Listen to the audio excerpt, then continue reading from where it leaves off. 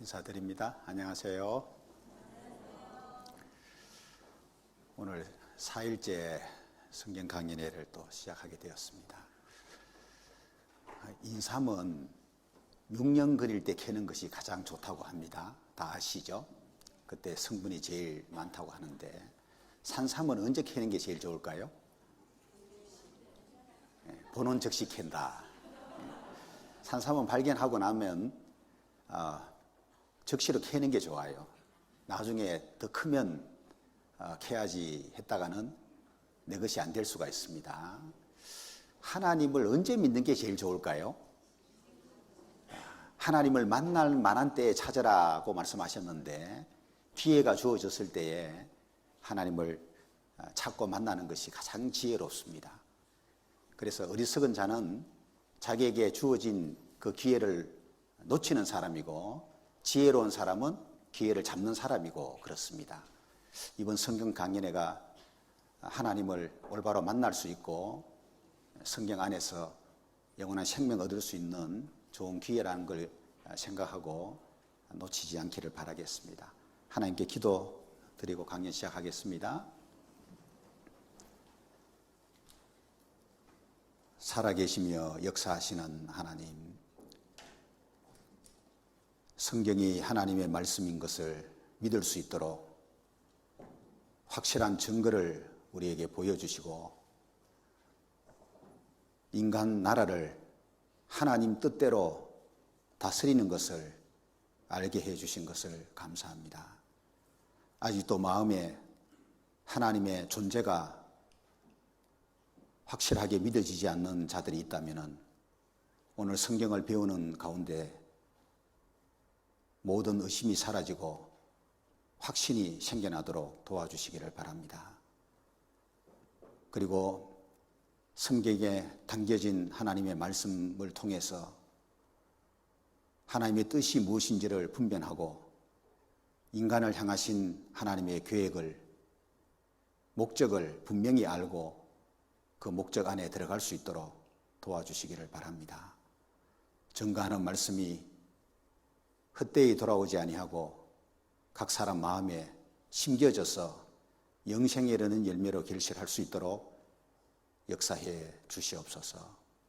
우리가 살고 있는 이 시대가 하나님이 정하신 마지막 때임을 분별하게 해주시고 하나님을 만나고 구원을 얻을 수 있는 이 좋은 기회를 놓치고 후회하는 자들이 하나도 없이 하나님이 허락하신 이 기회를 붙잡을 수 있도록 도와주시기를 바랍니다. 모든 시간 하나님 능력의 손에 부탁을 드리면서 온 세상의 구조가 되시는 예수 그리스도의 이름으로 기도합니다. 아멘. 시작하는 말씀을 시편 147편에서 찾습니다.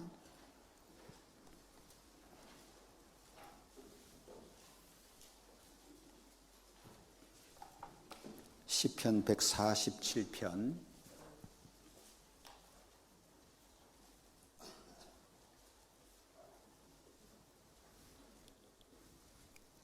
2절입니다.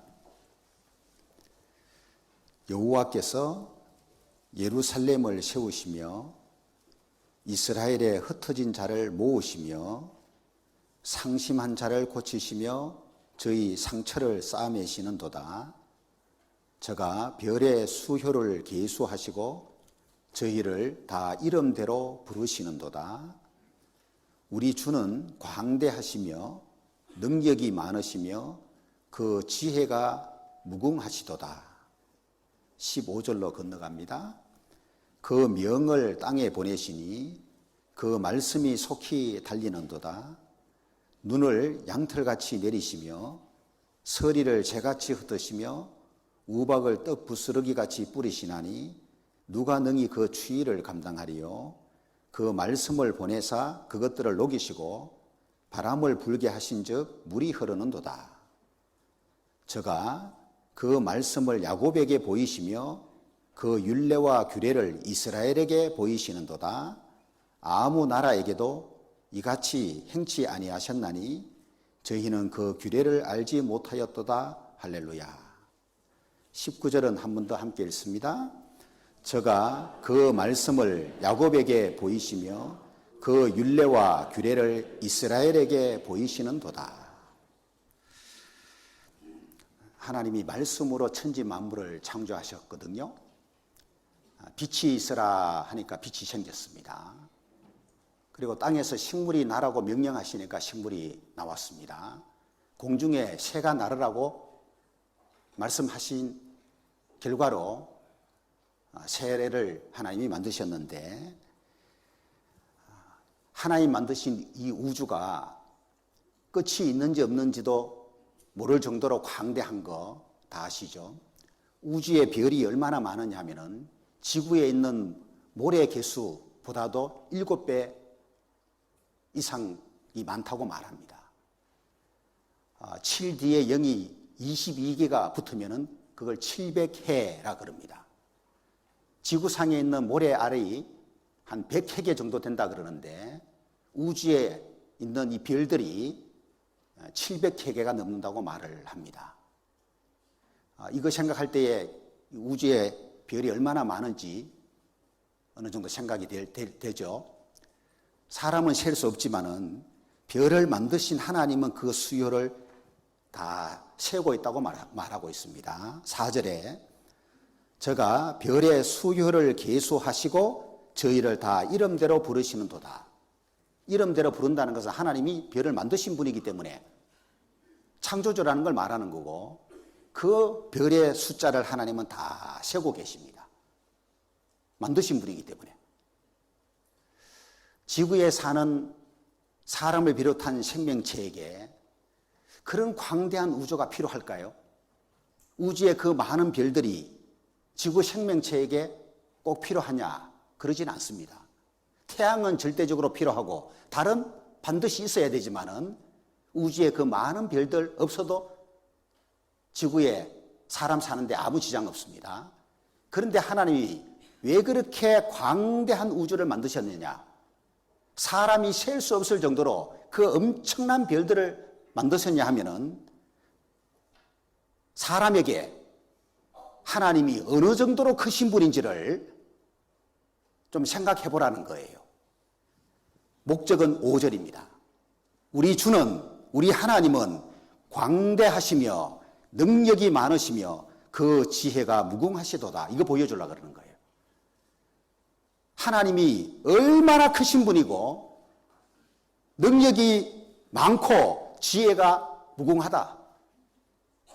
이거 사람에게 보여주려고 광대한 우주를 만드신 거고 그 엄청난 별들을 만드신 거예요. 그리고 지구 생명체에게 생존을 위해서 자연의 현상들이 필요하지요. 하나님이 정하신 자연의 법칙 안에서 자연의 현상들이 일어나는데, 그 모든 것들도 하나님이 말씀을 보내서 일어나게 하는 현상이라고 말합니다. 5절에 15절에요. 그 명령을 땅에 보내시니 그 말씀이 속히 달리는도다. 이 지구에 하나님이 명령을 보냈는데 그 결과 말씀이 실행되는 거예요. 하나님 말씀이 실행되면서 자연의 현상이 일어납니다. 16절 눈을 양털같이 내리시며 서리를 재같이 흩으시며 우박을 떡부스리같이 뿌리시나니 누가 능히 그 추위를 감당하리요? 그 말씀을 보내사 그것들을 녹이시고 바람을 불게 하신즉 물이 흐르는도다. 천지 만물을 말씀으로 창조하신 하나님이 또 그 말씀을 보내어서 자연의 현상이 일어나게 하시는 걸 말하는 거예요. 눈이 내리는 거, 서리가 내리는 거, 우박이 내리는 거, 바람 부는 거, 다양한 자연의 현상들이 하나님이 말씀을 통해서 일으키고 있다는 걸 말하면서 19절입니다. 하나님 저가 그 말씀을 야곱에게 보이시며, 그 말씀, 18절에 그 말씀 나오고 19절에 그 말씀 나오죠. 만물을 창조하신 그 말씀, 자연의 현상이 일어나게 하시는 그 말씀을 이제는 이스라엘에게 보이시는 거예요. 19절 저가 그 말씀을 야곱에게 보이시며 그 율례와 규례를 이스라엘에게 보이시는도다 그랬습니다. 자, 이게 어떤 의미냐 하면은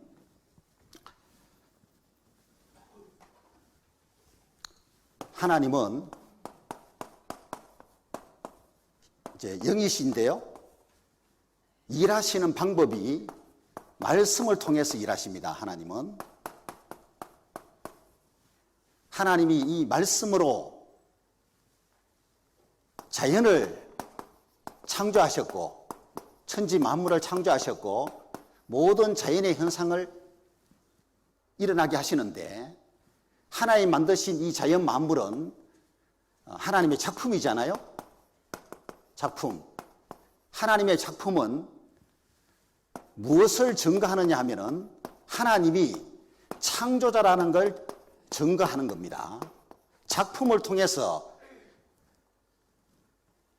영으로 계시는 하나님, 눈으로 직접 볼 수 없는 그 하나님의 존재를 하나님 만드신 이 작품을 통해서 증거하도록 하신 거예요. 그리고 또 그 말씀을 하나님이 이스라엘에게 보이셨다는 얘기는, 이 이스라엘은 세계 중에 하나님이 선택한 민족이거든요. 그래서 선민이라 그럽니다. 줄여서. 하나님이 선택하신 민족이다, 그런 뜻이에요. 이 이스라엘을 하나님이 정인으로 세워가지고 눈에 보이지 않는 하나님이 통치자라는 걸 보여주는 거예요. 통치자.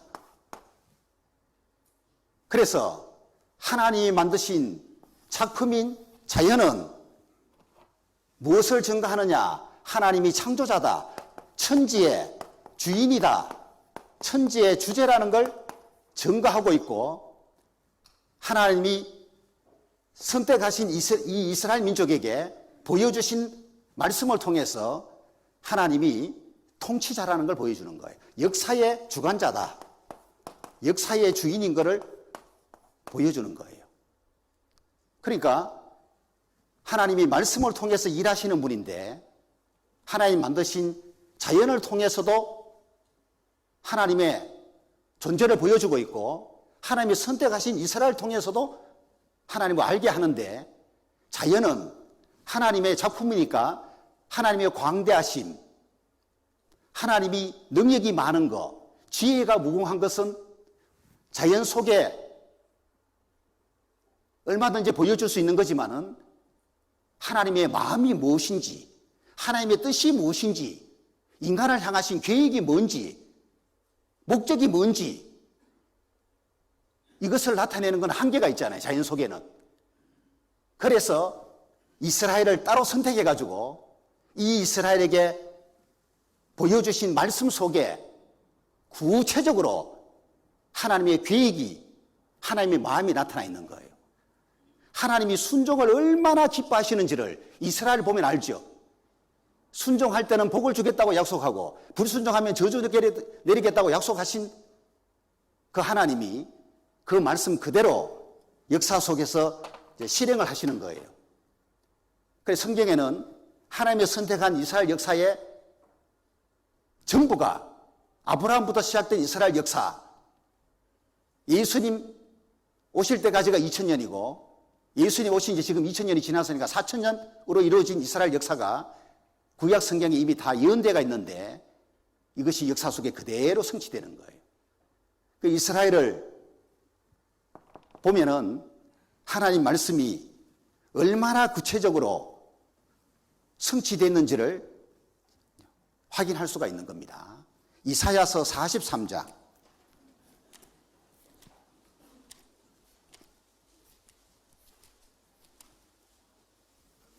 이사야서 43장 1절을 봅니다. 야곱아, 너를 창조하신 여호와께서 이제 말씀하시느니라. 이스라엘아, 너를 조성하신 자가 이제 말씀하시느니라. 너는 두려워 말라. 내가 너를 구속하였고 내가 너를 지명하여 불렀나니 너는 내 것이라. 하나님이 지금 누구에게 말씀하고 있어요? 이스라엘에게. 10절입니다.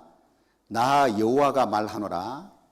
너희는 그럼 너희가 1절을 보면은 이스라엘이죠. 이스라엘 너희는 나의 증인, 나의 종으로 택함을 입었나니 이는 너희로 나를 알고 믿으며 내가 그인 줄 깨닫게 하려 함이라.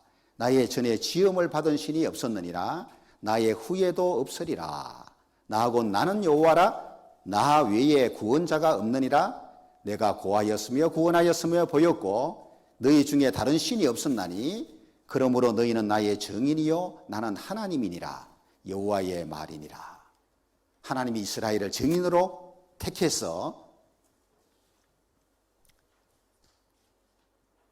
하나님이 목적하는 것을 이루어 가시는데, 여기 화면 보시면은 하나님이 이스라엘을 선택한 목적이 크게 세 가지로 이렇게 정리가 가능한데요. 첫 번째는 성경을 기록하고 보존하는 역할을 맡기려고 선택한 거예요. 창세기를 기록한 모세가 유대인이고 마지막 요한계시록 기록한 요한이 유대인이에요. 성경을 누가 기록했느냐? 이스라엘 사람, 유대인이 기록한 겁니다.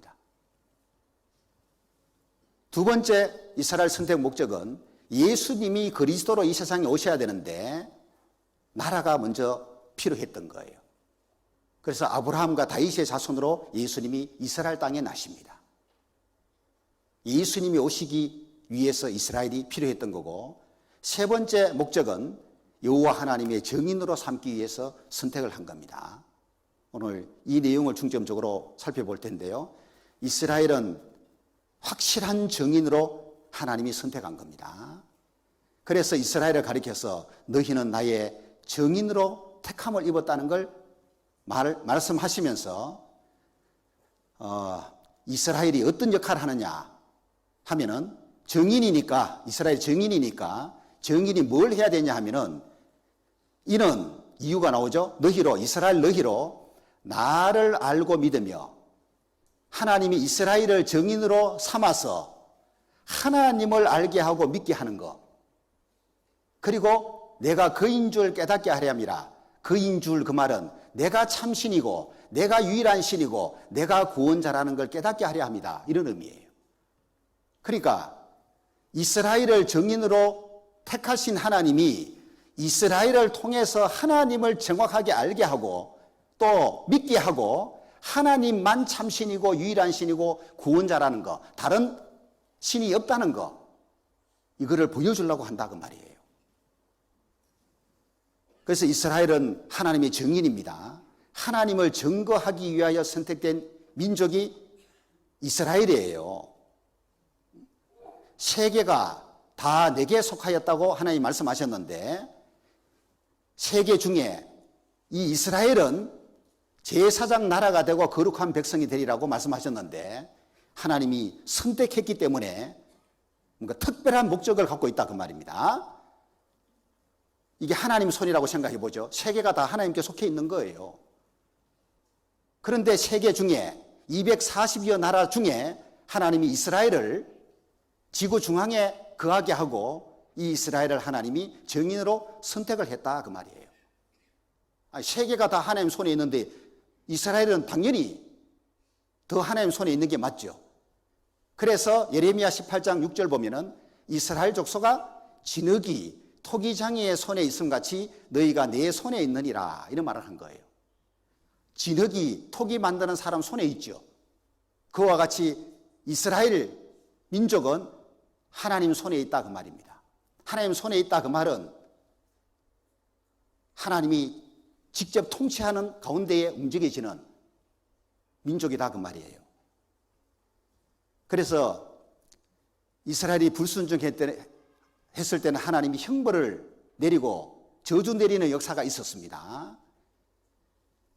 하나님께 불순종을 하고 예수님을 배척함으로 말미암아 어떤 형벌을 받게 될 것인지가 이미 3,500년 전 성경에 예언이 되어 있었잖아요. 그것이 그대로 성취된 걸 어제 확인했습니다.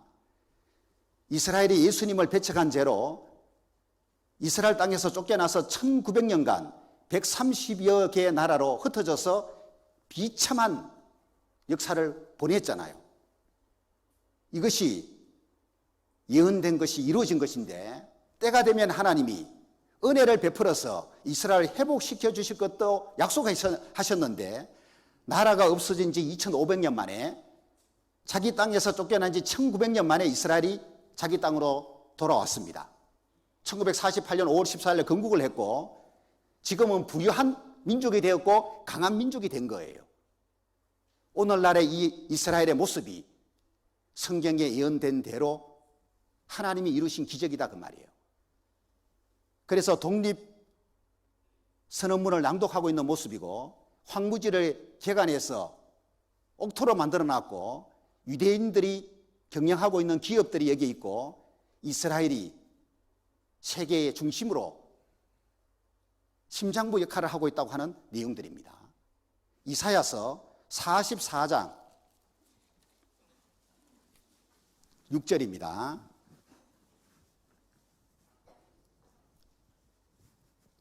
이스라엘의 왕인 여호와 이스라엘의 구속자인 만군의 여호와가 말하노라. 나는 처음이요 나는 마지막이야. 나 외에 다른 신이 없었느니라. 내가 옛날 백성을 세운 이로 나처럼 맺히며 고하며 진술할 자가 누구냐? 있거든 될 일과 장차 올 일을 고할지어다. 너희는 두려워 말며 겁내지 말라. 내가 예로부터 너희에게 들리지 아니하였느냐? 고하지 아니하였느냐? 너희는 나의 증인이라.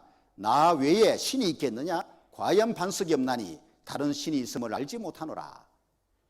이 말씀 보면 이스라엘의 왕이라고 말씀하셨고 이스라엘의 구속자라고 말씀하셨죠. 자, 하나님이 이스라엘을 선택하셨는데 자신을 이스라엘의 왕이라고 지금 표현하고 있는 거예요. 인간 왕이 있잖아요. 그죠? 나라마다 대통령이 다 있잖아요. 통치자가 있잖아요. 그런데 왜 여호와 하나님이 이스라엘의 왕이라고 말하는지 아시겠죠? 인간 왕 외에 진짜 하나님이 이스라엘의 왕이 돼가지고 통치하신다 그 말입니다. 통치하실 때에 어제 배웠죠? 하나님이 이스라엘에게 보내신 이 말씀 속에는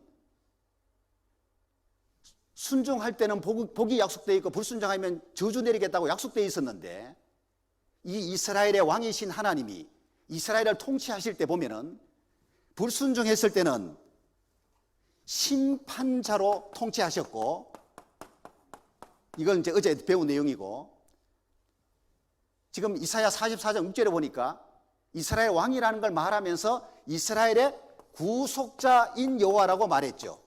자, 한때는 심판자로 이스라엘을 통치하셨는데 하나님이 사실은 긴 세월이었죠. 나라가 망한 지 2500년이니까 그 긴 2500년 기간 동안 하나님은 이스라엘의 왕으로서 이스라엘을 통치하셨는데 심판자로 통치하신 거예요. 왜? 불순종이기 때문에. 이제는 구속자라고 말하는 것은 구할 구자에다가 갚을 속자를 써서 죄를 하나님이 용서해가지고 이스라엘을 구원해 주신다는 의미예요. 과거에는 하나님이 심판자로 이스라엘 왕으로 통치하셨다면 오늘날에는 하나님이 구속자가 되어서 이스라엘을 통치하는 거예요. 그래서 이스라엘이 회복되는 겁니다. 이게. 여러분 이해되시죠? 지금은 하나님이 이스라엘의 왕인데 예나 지금이나 이스라엘 왕인데 심판자가 아니고 구속자예요. 화면 보시죠. 이스라엘의 왕인 여호와 이스라엘의 구속자인 만군의 여호와가 말하노라. 구속자라고 말씀하셨는데 이 구속 한문이 이렇게 됩니다. 하나님께서 이전에 이스라엘의 범죄를 인하여 진노하시며 심판하셨지만 이제는 그들에게 약속하신 대로 구원하시고 회복하실 것을 의미하는 겁니다. 그래서 하나님이 구속자라는 표현이 성경 여기저기 나옵니다. 네 구속자는 이스라엘의 거룩한 자니라. 구속자, 구속자, 구속자.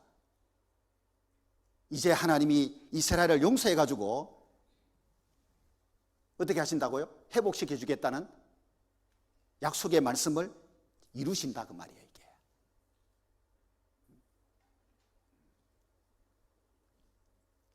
그래서 이스라엘은 반드시 회복이 돼가지고 강한 나라를 이루어야 되는데 왜 그렇게 해야 되느냐 하면은 이미 그렇게 해 주겠다고 하나님이 약속했기 때문에 그 말씀을 하나님이 책임지고 성취를 해야 된다 그 말이에요. 여러분, 구약 성경에는 수천 개의 예언이 나옵니다. 그런데 이게 애매모호한 게 아니고요, 너무나도 구체적이고 자세해요. 이 예언들은 정확하게 성취되지 않으면 예언의 진실성이 의심받을 수밖에 없어요. 놀랍게도 이 예언들은 기록된 이후 수천 년의 세월이 흐르면서 성취가 되는 거예요. 그러니까 예언이 수천 년 세월 지나도 성취되는 걸 딱 확인하면은 성경을 하나님 말씀으로 안 믿을 수가 없는 거예요, 이게. 예언이 성취됐는데 어떡할 거예요, 이게. 삼국사기가 고려시대에 김부식이라는 사람이 편찬했죠. 1145년에. 고려시대에 편찬한 삼국사기인데 내용은 삼국시대의 과거 역사가 수록되어 있잖아요. 그러니까 김부식이라는 문신이 과거 삼국시대의 역사를 여러 가지 자료를 통해서 이렇게 편찬한 거예요. 이거 어느 정도 가능하잖아요. 그러나 앞으로 다가올 미래의 역사인 조선시대의 역사를 기록하는 거 가능해요, 불가능해요? 이거는 불가능한 거예요. 사람이 미래를 알 수가 없기 때문에. 그러니까 신라시대의 선덕여왕 이야기는 삼국사기에 나오지만은 조선시대의 세종대왕 이야기는 나올 수가 없다 그 말이에요. 신라시대의 김유신 장군 이야기는 삼국사기에 나옵니다. 그러나 조선시대의 이순신 장군에 관해는 미리 쓸 수가 없다 그 말이에요. 이게 인간책의 한계란 말입니다. 그런데 성경은 과거를 기록할 뿐 아니라 미래를 기록하고 있는 거예요. 그래서 특별히 이스라엘 역사와 관련된 많은 예언이 성경에 기록되어 있는데 이게 이루어집니다. 이스라엘이 회복되는 것은 성경의 예언이 성취되는 역사이고, 회복되는 과정 보면은 하나님의 능력과 기적이 나타내는 역사예요, 이거는. 하나님이 아니면은 이런 기적이 일어날 수가 없는 겁니다. 그래서 회복이란 말은 멸망 상태에서 건국하는 거예요. 나라가 완전히 망했는데 다시 나라 세우는 거. 이게 회복의 스타트입니다. 이방 땅에 흩어졌죠. 130개가 넘는 날이 흩어졌는데 귀환해야 돼요. 고토로. 고국으로 돌아와야 됩니다. 학살당하던 이스라엘이 이제는 지배받는 그게 아니고 오히려 강국을 이뤄서 세계를 지배하는 거 있죠. 이걸 회복이라 그러는 거예요. 계절로 보면은 형벌 받을 때는 추운 겨울인데 회복될 때는 봄이 찾아오고 여름이 온 거예요. 완전 계절이 달라버려요.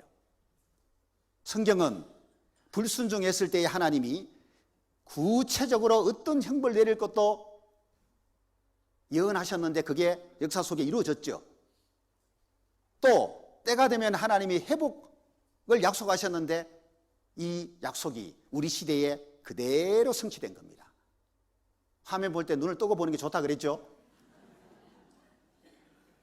회복의 첫 시작이 건국이라 그랬습니다. 그래서 1948년 5월 14일 날 이스라엘이 건국한 거예요. 자, 이스라엘 회복은 왜 중요하냐? 에스겔서 36장 19절에 보면은 그들을, 이스라엘 유대인 그들을 그 행위대로 심판하여 각국에 흩으며 열방에 해쳤더니 불순종한 유대인들 하나님이 심판해서 이방 땅에 흩어버렸잖아요. 그 결과 그 열국에서 내 거룩한 이름이 그들로 인하여 더러워졌다. 유대인들로 인해요 하나님의 거룩한 이름이 더러워진 거예요. 하나님이 욕먹게 됐다 그 말이에요. 그래서 이스라엘 족속아, 내가 이렇게 행함은 너희를 위함이 아니요 너희가 들어간 그 열국에서 더럽힌 나의 거룩한 이름을 위함이라. 이스라엘을 회복시켜주는 목적이 뭐냐 하면은 이스라엘을 위해서가 아니고 이스라엘이 이방 땅에서 중에서 더럽힌 하나님의 그 거룩한 이름을 다시 거룩하게 할 목적으로 회복시켜 주는 거다, 그런 뜻입니다. 유대인이 이뻐서 그렇게 하는 게 아니에요. 이방인들 질투할 거 하나도 없어요. 어차피 정인으로 삼을 목적이기 때문에, 정인 역할을 해야 되기 때문에 회복시켜 주는 거예요. 그래서 너희가 그들 중에서 더럽힌 나의 큰 이름을 내가 거룩하게 할지라 내가 그들의 목전에서 너희로 인하여 나의 거룩함을 나타내리니, 유대인들이 하나님의 이름을 더럽혔으니까 이제 하나님은 다시 유대인들로 인하여 하나님의 이름을 거룩하게 만들려고 그러는 거예요. 나라가 망했을 때 하나님의 이름이 더러워졌죠. 이스라엘 회복되면은 이제 하나님의 이름이 거룩하게 되는 거예요, 다시. 그 이스라엘 회복의 시작이 24절입니다. 함께 읽습니다. 내가 너희를 열국 중에서 취하여 내고 열국 중에서 모아 데리고 고토에 들어가서, 이게 뭐예요? 이게 건국을 가리키는 거예요. 건국. 이스라엘 건국을 하나님이 이루어 주실 걸 말하는데 이거 이미 이루어졌잖아요. 1948년도에. 자, 이스라엘의 이 회복은 나라가 망한 지 2500년 만에 건국한 것이고, 그 땅에서 쫓겨난 지 1900년 만에 건국한 건데 우연이 아니고 이것은 예언이 성취된 거다, 그 말이에요. 구약 성경을 역사서 17권, 또 예언서 17권, 체험서 5권으로 구분할 수 있는데,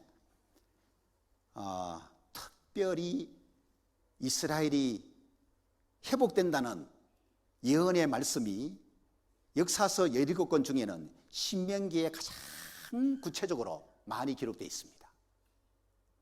그리고 예언서 17권 중에는 이사야, 예레미야, 에스겔, 아모스, 미가, 스바냐, 스가랴 이런 책들 속에 특별히 이스라엘 회복에 관한 예언이 많이 들어있는 거예요. 이사야는 2700년 전 선지자이고 말라기는 2400년 전 선지자예요. 그 예언서가 기록된 기간이 2700년에서 2400년 사이거든요. 이스라엘 회복이 이 기간에 기록된 성경 안에 예언이 되어 있는데, 수천 년의 시간을 뛰어넘고 우리 시대에 20세기에 와서 이루어져 버린 거예요, 그냥. 이걸 우리가 지금 확인하려고 그러는 거예요. 그래서 초대 수상 벤구리온이 이스라엘 건국을 이제 선언하고 있는 모습입니다. 이스라엘이 건국한 것은 하나님이 예언한 것이 이루어진 건데, 이러한 일을 들은 자가 누구이며 이러한 일을 본 자가 누구이뇨? 나라가 어찌 하루에 생기겠으며 민족이 어찌 순식간에 하겠느냐? 일반적으로는 이룰 수가 없는데 시온은, 이스라엘은 구호로 하는 즉시에 그 자민을 순산하였도다. 이스라엘이 건국한 것은 나라가 그냥 하루에 생긴 것이고 순식간에 탄생한 것으로 표현을 하고 있는 거예요.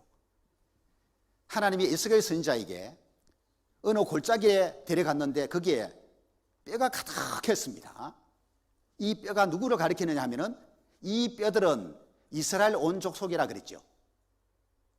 그러니까 뼈가 많은 골짜기로 에스겔 선지자를 데려가서 그 뼈를 보여주면서 이스라엘 하나님이 회복시켜 주시겠다는 것을 보여주는데, 이 뼈들은 이스라엘 온 족속이라.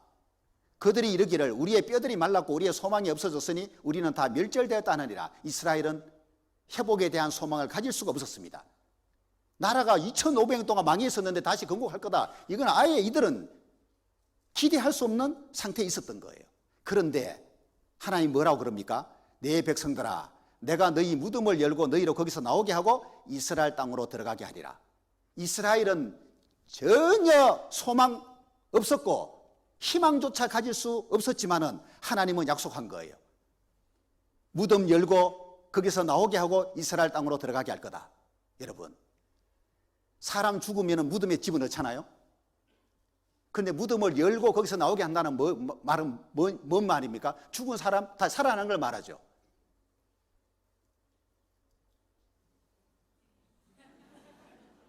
이걸 한 단어로 뭐라 그래요?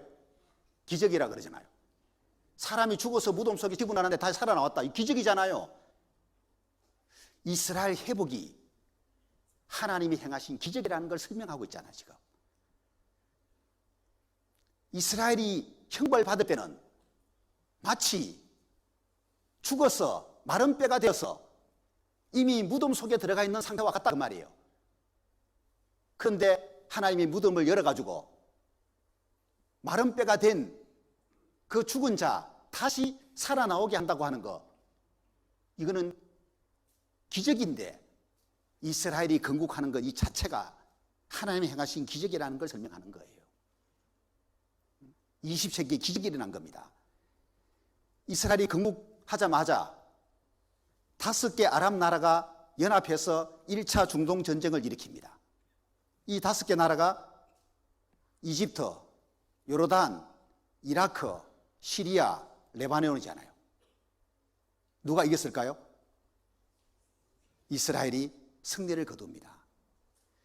특히 중동 지역과 북아프리카에 위치한 아랍어를 사용하는 22개 나라를 아랍 국가라 그러거든요.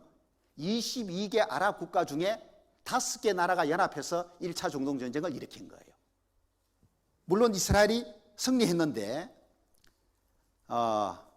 1차 중동 전쟁 이스라엘이 승리했는데 그 이후에 3차 중동 전쟁, 4차 중동 전쟁 계속 이스라엘이 승리합니다. 3차 중동 전쟁은 14개 아랍 나라가 연합한 거예요. 22개 아랍 나라 중에 14개 아랍 나라가 연합해서 이스라엘을 향해서 전쟁을 일으킨 전쟁이에요. 이스라엘이 승리를 거둡니다. 그때 전쟁 승리하면서 67년이잖아요. 건국할 당시에는 이게 팔레스타인 지구하고 이스라엘 지구입니다. 흰색은 이스라엘 지구고 검은색은 팔레스타인 지구인데 유엔이 이렇게 분할해 줬거든요. 건국할 당시에 3차 중동 전쟁 치르면서 땅을 많이 빼앗은 거예요. 현재는 이런 모양으로 되어 있는데 아랍 나라가 전쟁 일으켜서 손해만 본 거예요. 1948년도에 이스라엘이 건국한 당시에는 요 예루살렘 전체를 차지한 게 아니고, 여기 예루살렘인데 예루살렘 전체를 차지한 게 아니고 서예루살렘만 차지했던 겁니다. 3차 중동 전쟁 치르면서 전쟁 승리하는 바람에 동예루살렘까지 점령을 하게 된 거예요. 요거는 하나님의 뜻입니다. 왜? 이스라엘이 예루살렘 나라가 니게로 돌아오리라 그랬는데 동예루살렘만, 서예루살렘만 차지하면 안 되고요. 동예루살렘까지 유대인이 차지해야지만 예루살렘 전체가 이스라엘에게 돌아오는 것이 되는 거예요. 이미 2700년 전 미가 선지자에게 예루살렘의 나라가 이스라엘에게 돌아올 걸 약속했기 때문에 하나님은 순차적으로 서예루살렘부터 차지하게 하고 67년 3차 중동 전쟁 치르면서 나머지 동예루살렘까지 차지하게 해가지고 예루살렘 전체가 이스라엘에게 돌아가 버린 거예요. 이건 역시 성경의 예언이 이루어진 거고, 계속해서 아랍 나라들이 연합해서 이스라엘을 그냥 삽으로 팍 떠가지고 지중해 쳐넣으려고 그러는데 이게 안 되는 거예요. 왜 전쟁을 일으키는데 이스라엘 못 이기느냐 하면은 아모스 선지자에게 하나님이 말씀하시기를 2750년 전 아모스 9장 15절에 이렇게 약속하신 거예요. 함께 읽습니다. 내가 저희를 그 본토에 심으리니 저희가 나의 준 땅에서 다시 뽑히지 아니하리라. 이는 내 하나님 여호와의 말씀이니라. 하나님이 유대인을 본토에다가 심은 거예요. 이스라엘 땅에 심어버린 거예요. 이걸 뽑아내려고 하는 거거든요. 아랍 나라들이 전쟁을 일으키는 목적이 하나님이 심으신 이스라엘을 뽑아내려고 아무리 전쟁 일으켜도 못 뽑아내는 이유가 뭐냐? 하나님이 말씀했죠. 저희가 나의 준 땅에서 다시 뽑히지 아니하리라. 이 약속을 하나님이 지키시는 거예요. 그래서 아랍 나라가 아무리 전쟁 일으켜서 이스라엘을 못 뽑아내는 거예요. 스바냐서 3장 15절에 보면은 2600년 전 성경입니다. 여호와가 너희의 형벌을 제하였고 너희의 원수를 쫓아내었으며 이스라엘 왕 여호와가 너희 중에 있으니 네가 다시는 화를 당할까 두려워하지 아니할 것이라. 너희의 원수를 쫓아내었다. 누가요? 여호와가. 아람 나라가 쳐들어왔는데 이스라엘이 이긴 이유가 뭐냐? 이 말씀하고 연관이 있는 거예요. 하나님이, 여호와가 유대인의 원수, 특히 아랍 나라들입니다. 아랍 국가들이에요. 철천지 원수예요. 하나님이 쫓아내버린 거예요. 하나님이 이스라엘 왕으로서 이스라엘과 함께 계신 거예요.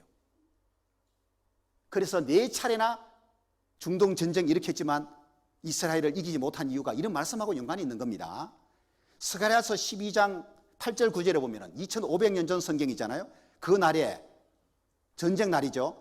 여호와가 예루살렘 거민을 보호하리니, 여호와 하나님이 유대인들 보호해버린 거예요. 그래서 아랍 나라가 전쟁에서 패하게 되는 거예요. 예루살렘을 치러 오는 그 날에 내가 멸하기를 힘쓰리라. 내가가 누굽니까? 여호와잖아요. 하나님이 치러 오는 적을 하나님이 물리쳐버린 거예요. 그래서 이스라엘이 계속 전쟁을 치를 때마다 승리를 거두는 거예요. 이게 성경이에요. 속으로는 조금 놀랍죠? 이런 거 배우면서 성경이 믿어져야 되는 거예요. 야, 이렇게 된 거구나. 실제 이스라엘 역사를 우리가 알면서 이 성경하고 연결해야지만 성경을 하나님의 말씀으로 믿을 수 있으니까 이런 말씀을 드리는 거예요. 이미 하나님이 수천 전에 예언하신 말씀이 이렇게 이루어져서 이런 결과가 생기는 거구나 라고 깨달아야지 지금 성경 제대로 깨닫는 거예요. 자, 이사야서 60장을 보시면은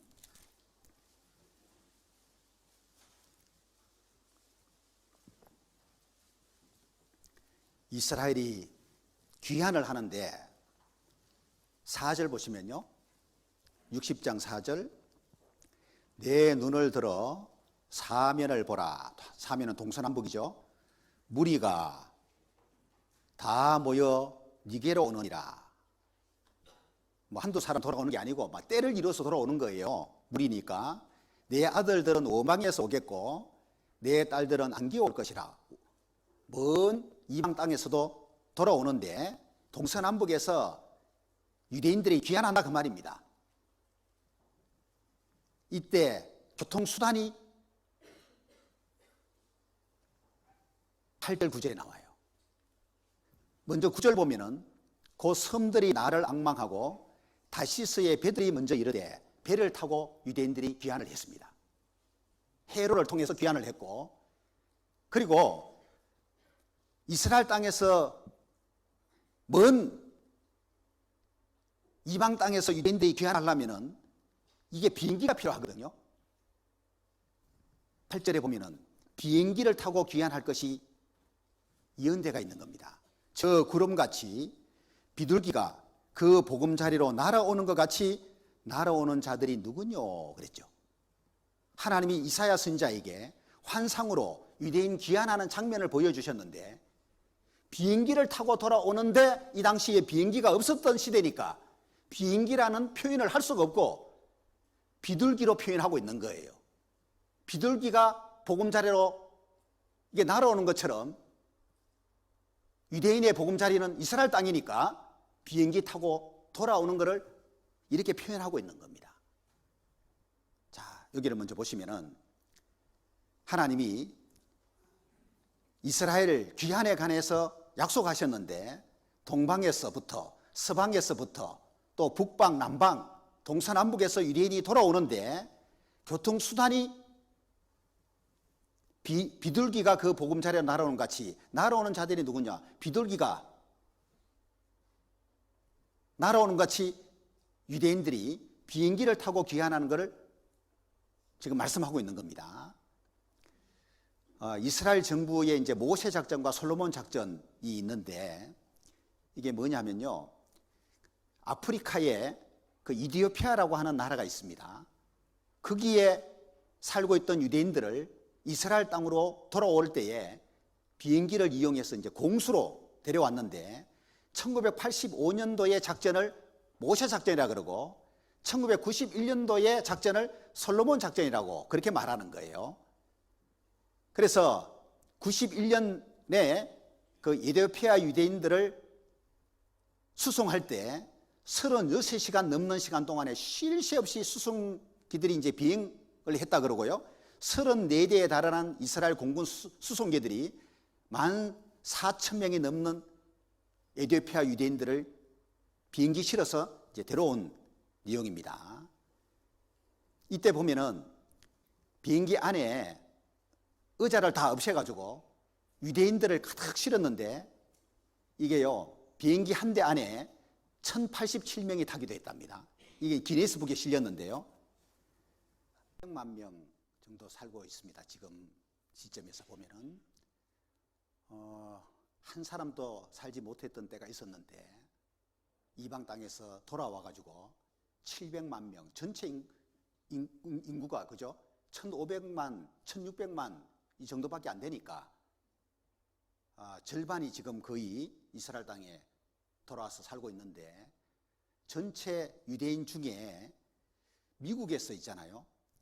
그 살고 있는 유대인 숫자가 여기 보시면은 685만 6,300명 2015년 통계인데요. 이 정도 됩니다. 그러니까 미국에도 엄청나게 많은 유대인이 살고 있거든요. 이들이 미국 안에서 해야 될 역할이 있으니까 지금 미국에 지금 살고 있는데 때가 되면 다 돌아갑니다. 자, 이사야서 60장 21절을 봅니다. 이스라엘이 귀환하는 것뿐만 아니고요. 21절, 22절을 봅니다. 내 백성이 다 어렵게 되어 영영이 땅을 차지하리니, 이건 이스라엘 땅을 가리킵니다. 그들은 나의 심은 가지요. 하나님 이스라엘 땅에 심었다 그 말이에요. 건국을 의미하는 것이고 나의 손으로 만든 것으로서 나의 영광을 나타낼 것인저, 이제는 하나님 이름을 욕돌리면 안 되고 하나님 이름을 더럽히면 안 되고 하나님의 영광을 나타내야 돼요. 그럼 하나님의 영광을 유대인이 나타내려면 망해야 됩니까? 강해야 됩니까? 예. 이제 이방 땅에, 이방 나라에게 지배받으면 하나님의 영광을 나타낼 수가 없어요. 하나님이 원하시는 정인 노릇 제대로 할 수가 없단 말이에요. 하나님의 영광을 나타내야 되기 때문에 22절을 하나님이 이루어주시는 거예요. 22절 함께 읽습니다. 그 작은 자가 천을 이루겠고 그 약한 자가 강국을 이룰 것이라. 때가 되면 나 여호와가 속히 이루리라. 하나님의 영광을 나타내기 위해서는 유대인이 약한 자의 모습으로 살면 안 되는 거예요. 강국을 이루어야 돼요. 강한 나라를 이루어야 돼요. 그래서 하나님이 때가 되면 나 여호와가 속히 이루리라. 강국을 약속하셨는데 때가 되면, 우리 시대는 때가 됐을까요? 안 됐을까요? 때가 되었습니다. 2700년 전 이사야 선지자에게 예언으로 주신 이 약속이 우리 시대는 때가 됐기 때문에 이스라엘은 형벌로부터 완전히 벗어나서 구속자이신 여호와가 회복시켜 주는데 이 말씀 그대로 이스라엘이 강국을 이룬 거예요. 이걸 통해서 하나님의 영광을 나타내도록 하시는 거예요. 자, 강국을 이야기할 때에 어느 정도로 강국인지 어제도 잠깐 말씀드렸는데 3500년 전에도 기록되어 있었잖아요. 이스라엘을 여호와께서 너희의 칭찬과 명예와 영광으로 그 지으신 모든 민족 위에, 하나님이 지으신 모든 이방 민족 위에 뛰어나게 하시고 그 말씀하신 대로 너로 네 하나님 여호와의 성민이 되게 하리라. 이방 모든 민족보다도 뛰어나게 하실 것을 3500년 전에도 하나님이 약속하셨는데 그 약속이 우리 시대에 그대로 이루어진 걸 실제로 보는 거거든요. 자, 요 영상 한번 보시죠. 인류 역사에 막대한 공헌을 한 아인슈타인. 여기 보십시오. 유대인은 세계를 지배하는데, 하나님의 허락 안에서 세계를 지배하는데 방법이 5가지입니다. 첫 번째는 미국, 장악해서 미국의 힘을 활용하는 거예요. 왜? 미국이 세계 최대의 정치력 및 군사력을 갖고 있잖아요. 요 미국을 유대인들이 장악해가지고 미국을 활용하는 거예요. 두 번째는 세계의 에너지를 지배하기 위해 석유 유통을 장악합니다. 석유. 세계 식량을 지배하기 위해 곡물의 유통을 장악합니다. 곡물. 식량이죠. 세계 정보를 지배하기 위해 통신사, 신문사, 방송사, 언론을 장악합니다. 다섯 번째는 세계의 금융을 지배하기 위해 거대 자본을 장악합니다. 이 다섯 가지 유대인들이 다 장악한 상태에 있어요. 첫 번째, 미국을 장악하는 것. 이거는 상식적으로도 많이 알려져 있죠. 뉴스 플러스에 1996년 7월 25일자에 실린 기사입니다. 미국의 의회 행정부가 유태인 손에 놀아난다는 기사예요. 이거 사실이 아니면 이 기사 함부로 못 실는 거예요. 미국의 의회 행정부가 유태인 손에 놀아난다. 그리고 1998년 10월 22일자 주간조선의 특집 유대인의 파워라는 제목으로 3장에 걸쳐서 기사가 실렸는데 큰 타이틀이 다윗의 별이 세계를 지배한다. 다윗의 별은 이스라엘을 가리키는 거예요. 이스라엘이 세계를 지배한다. 막강한 자본력으로 선진국의 정치나 경제나 언론계를 장악한다고 하는 내용입니다. 왜 이렇게 세계를 좌지우지하는 사건의 배우로 유태인이 꼽히는 것일까? 그러면서 전 세계 인구의 0.3%도 안 되지만 이들은 세계를 뒤흔드는 심장부 역할을 맡고 있다. 역대 노벨상 수상자만 봐도 유태인이 30% 이상을 차지하고 있다. 이런 내용들이에요. 미국이 매년 이스라엘의 군사 원조 18억 달러를 포함해서 30억 달러씩 지원하고 있답니다.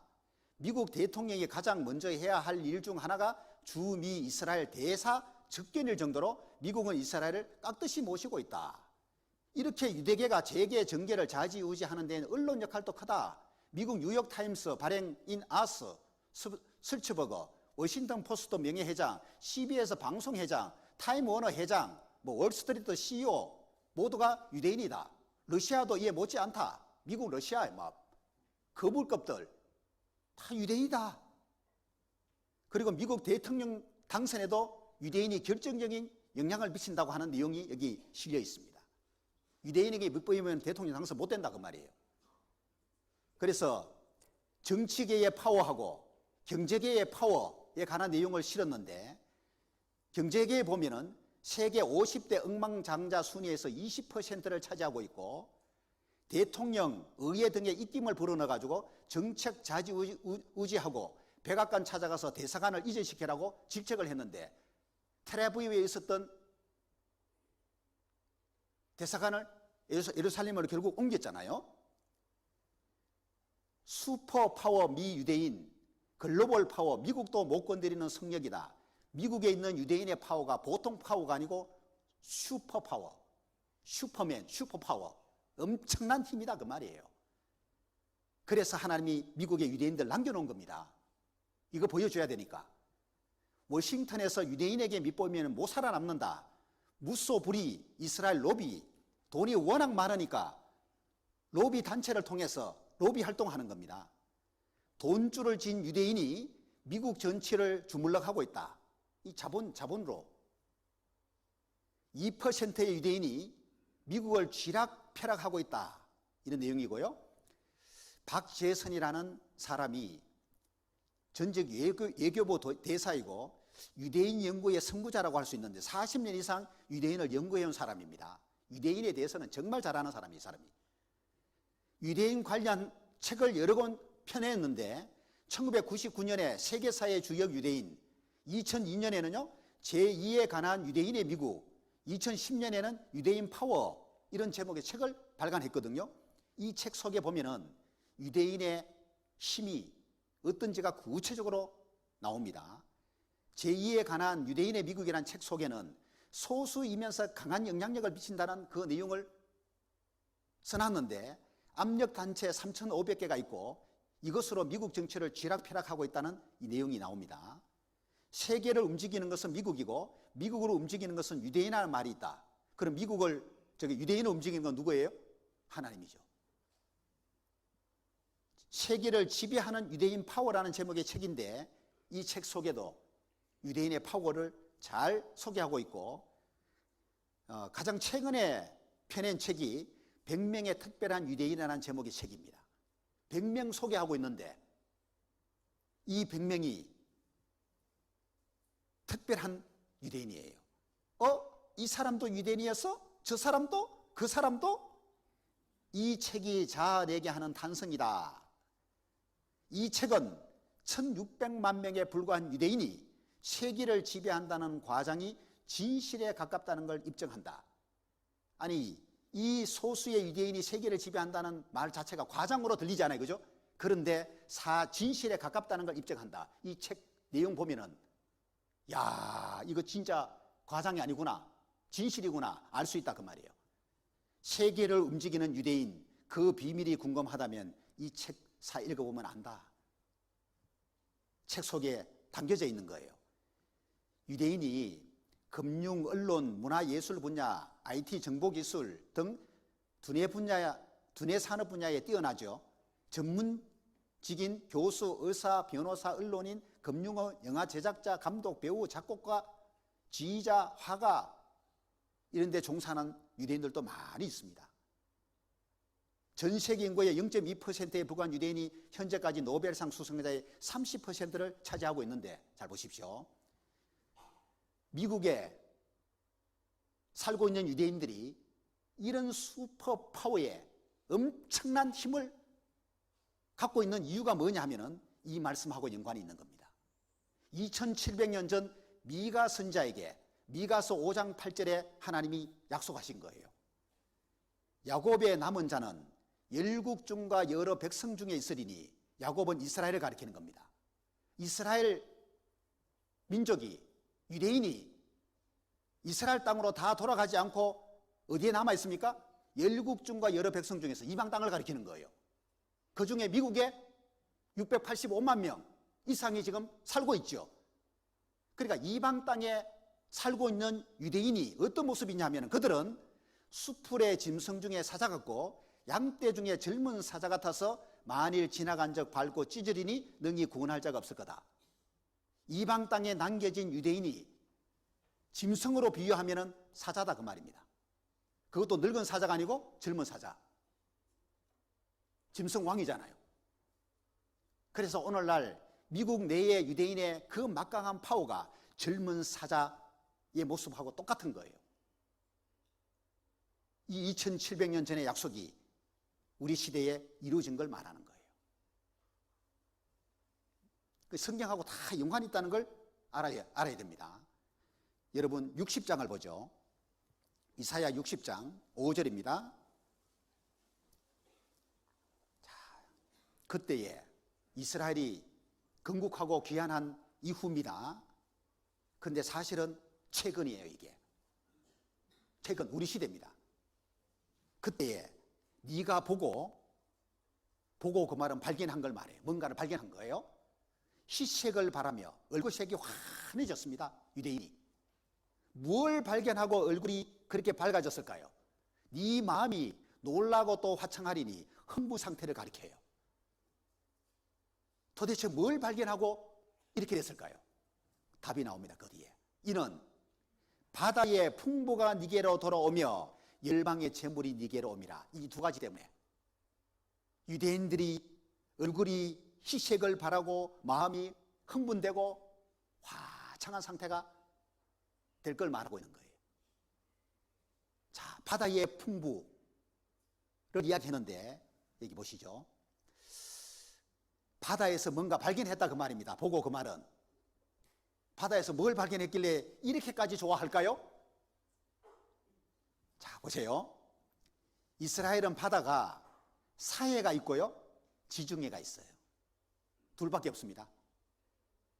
이 바다에서 뭔가를 발견했다는 뜻이에요. 사해에서는 뭘 발견했냐? 엄청난 광물질을 발견한 거예요. 염분이 워낙 많아서 죽은 바다로 불렸습니다. 그래서 죽을 사자 써서 사해라고 그런 거예요. 생명체 물고기 한 마리 못 삽니다. 염분이 높아서. 그런데 무한하고 풍부한 강물질로 인해 오늘날은 이스라엘 사람들에게 생명의 바다로 사랑을 받고 있는데, 이 사회가, 이 사회 바다에 매장되어 있는 광물질, 재산으로 표현하자면 미국 재산보다 더 많다고 말합니다. 이걸 발견한 거예요. 사회의 광물질. 자, 이거보다 더 놀라운 일이 최근에 발견됐는데, 지중해에서 천연가스를 발견합니다. 이게 바다의 풍부예요. 지중해에서 천연가스를 발견하는데, 자, 이 내용을 한번 설명드릴 텐데, 신문에 난 내용입니다. 천연가스 대박 맞은 이스라엘, 천연가스 노다지 앉은 이스라엘, 적각굴 대신 오일 가스 대박, 이스라엘 에너지 기적, 자원 빈국이었던 이스라엘이 땅 밑에 엄청난 석유를 발견했다. 자, 특히 지중해에서 발견한 것은 천연가스인데, 셰일가스란 말은 태적암층에 매장되어 있는 가스를 말합니다. 바다 속에 이런 태적암이 있는데요, 태적암. 이 태적암에 고여있는 가스를 셰일가스라 그러는 거예요. 이거를 발견한 겁니다. 자, 2009년하고 2010년에요. 이스라엘 정부의 허가를 받은 미국의 노블 에너지 회사가 이스라엘 지중해 앞바다에서 2개의 대형 가스전을 발견합니다. 그리고 오래되지 않은 거잖아요. 그죠? 2009년도에 타마르 가스전을 발견하는데, 여기 어디냐 하면은 여기입니다. 여기 타마르 이름을 붙인 거예요. 여기에서 천연가스를 발견했는데 10조 큐빅피트에 달한다고 합니다. 환산하면은 500억 달러, 우리 돈으로는 55조 원의 가치가 있다고 말합니다. 얼마요? 돈도 아니죠. 그리고 2010년도에는 레비아탄이라고 이름을 붙인, 거대하다는 뜻인데요, 또 천연가스를 지중해에서 발견하는데, 레비아탄은 여기입니다. 여기. 타마르보다 더 많은 가스가 매장되어 있는 걸 알게 된 겁니다. 돈으로 환산하면 900억 달러, 우리 돈으로는 1천조 원에 이른다고 말합니다. 이걸 발견한 거예요. 바다의 풍부 맞죠? 대답 좀 해요. 그래서 이스라엘이 뭘 목표로 하고 있냐 하면은 2030년까지 석탄, 석유 원료를 제로로 시키고 지중해에서 발견된 천연가스로 대체할 계획을 세우고 있는 겁니다. 그래서 이스라엘 정부가 천연가스 매장량의 60%를 내수용으로 사용하고 나머지 40%를 수출하기로 결정을 했는데,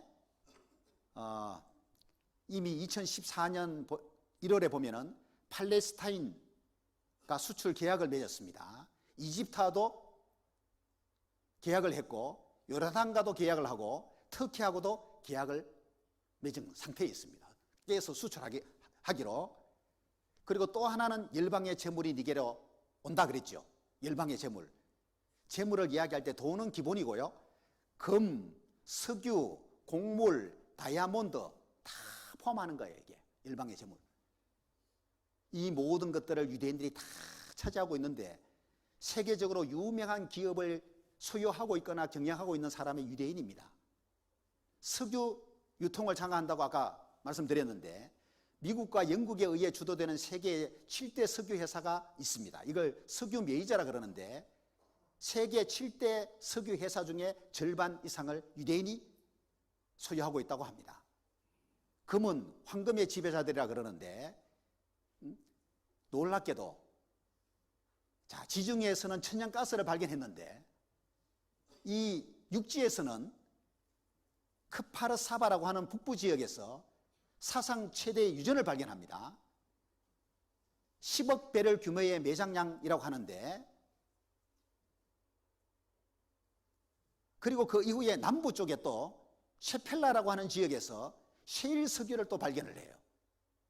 이거는 또 매장량이 얼마냐 하면은 2,500억 배럴이 매장되어 있을 거라고 추정을 한답니다.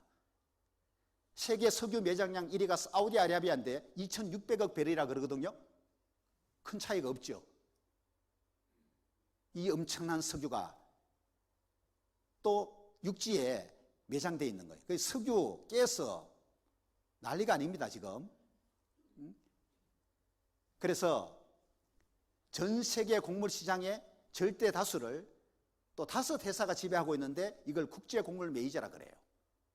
이 5개 회사가 전 세계 곡물을 장악하고 있다는 내용인데요.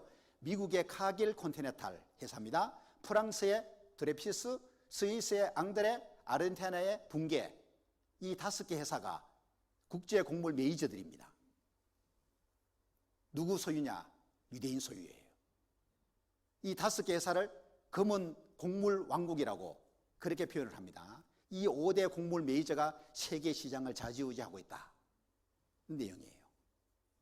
그리고 미국 금융을 지배하는 은행의 유대인 소유 현황인데 미국의 6대 은행 중에 유대 자본이 경영권을 장악한 은행이 3개나 된답니다. 체이스 맨하튼, JP 모건, 뱅크 오브 아메리카.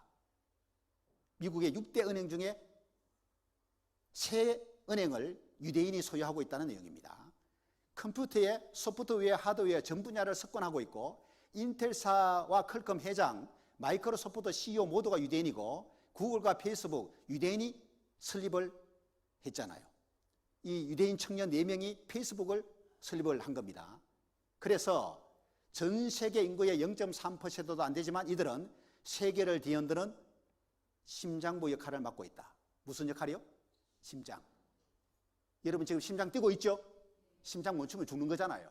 마찬가지로 유대인이 심장부 역할을 맡고 있다는 것은 유대인의 활약이 얼마나 지금 뛰어난지를 말해주고 있는 거예요. 스바냐서 3장 20절에 이렇게 예언이 되어 있습니다. 너희로 천하 만민 중에서 명성과 칭찬을 얻게 하리라. 그래서 오늘날 유대인이 이방 민족들에게 명성과 칭찬을 얻고 있는 거예요. 그래서 유대인에 관한 내용들이 매스컴에 계속 나오는 겁니다. TV에 방송되고 말이에요. 신문에도 나오고 잡지에도 나오고.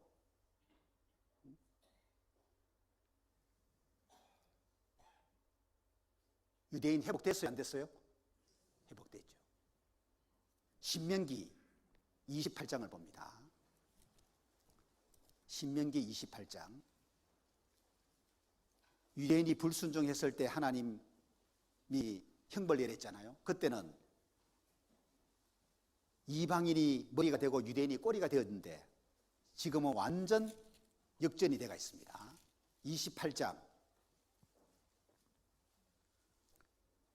12절을 보시면 12절 여호와께서 너를 위하여 하늘의 아름다운 보고를 열어사 내 땅에 때를 따라 비를 내리시고 이 손으로 하는 모든 일에 복을 주시리니 여기서 말하는 복은 육신이 잘 되는 복이에요. 그래서 하나님이 유대인에게 이제는 복을 줘가지고 엄청난 돈을 버는데 네가 많은 민족에게 구워줄지라도 너는 꾸지 아니할 것이요 그랬죠. 유대인이 막강한 자본력으로 세계 정치, 경제, 언론을 장악하고 있다 그랬죠. 구워준다는 말이 요즘 말로 하면 경제적인 원조를 가리키는 거예요. 경제적인 원조를 하는 나라가 정치나 외교적으로 상당한 영향력을 행사하는 거예요. 그래서 하나님이 유대인에게 돈 버는 능력, 복을 줘가지고 유대인들이 엄청난 돈을, 자본력을 바탕으로 해서 세계 지배하게끔 하는 거예요. 그 다음 구절 보실까요? 13절. 여호와께서 너로 이스라엘 너로 머리가 되고 꼬리가 되지 않게 하시며 위에만 있고 아래에 있지 않게 하시리니 그랬죠. 이제는 누가 머리예요?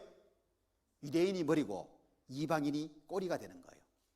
위치가, 유대인의 위치가 이방인 아래에 있는 게 아니고 이방인 위에 있는 거예요. 머리는 지배하는 위치, 위에만 있게 할 거다. 그래서 과거의 유대인의 모습하고 현재 유대인 모습은 완전 반대가 됐는데 이건 이미 성경의 예언이 이루어진 것을 우리에게 보여주는 거다 그 말입니다. 마태복음 24장 3절 예수께서 감난산 위에 앉으셨을 때에 제자들이 종령이 와서 가로되 우리에게 이르소서 어느 때에 이런 일이 있겠사오며 또 주의 임하심과 세상 끝에는 무슨 징조가 있사오리까. 자, 예수님이 2000년 전에 이스라엘 땅에 계실 때 12제자를 택했고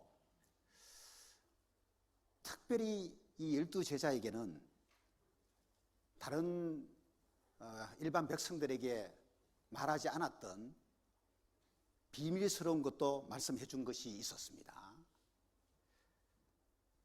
그걸 전해 들은 이 제자들이 너무 궁금해가지고 비밀스럽게 예수님을 찾아와서 두 가지를 질문한 내용입니다. 이게 질문이 두 가지예요. 첫 번째는 우리에게 이르소서 어느 때에 이런 일이 있겠사오며, 이 말은 예수님이 예루살렘 성전 가리키면서 돌 하나도 돌 위에 남지 않고 무너질 거라고 말한 걸 듣고 제자들이 언제 그런 일이 있냐고 질문한 내용이에요.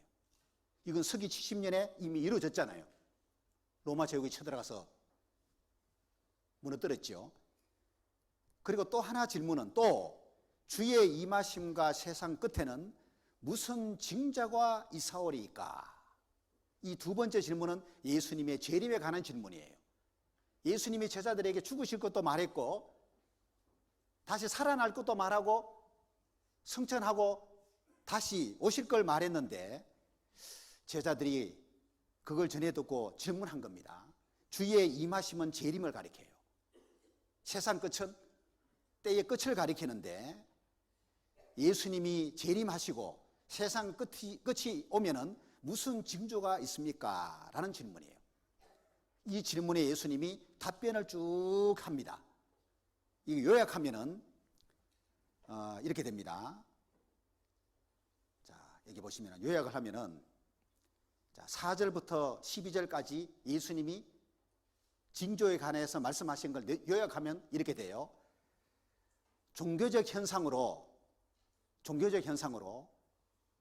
이제 나는 그리스도라라고 말하면서 많은 가짜 예수가 나타나서 사람을 미혹하는 일이 있을 거다. 우리나라도 자기가 뭐 재림 예수라고 말하고 하나님이라고 그러고 그죠?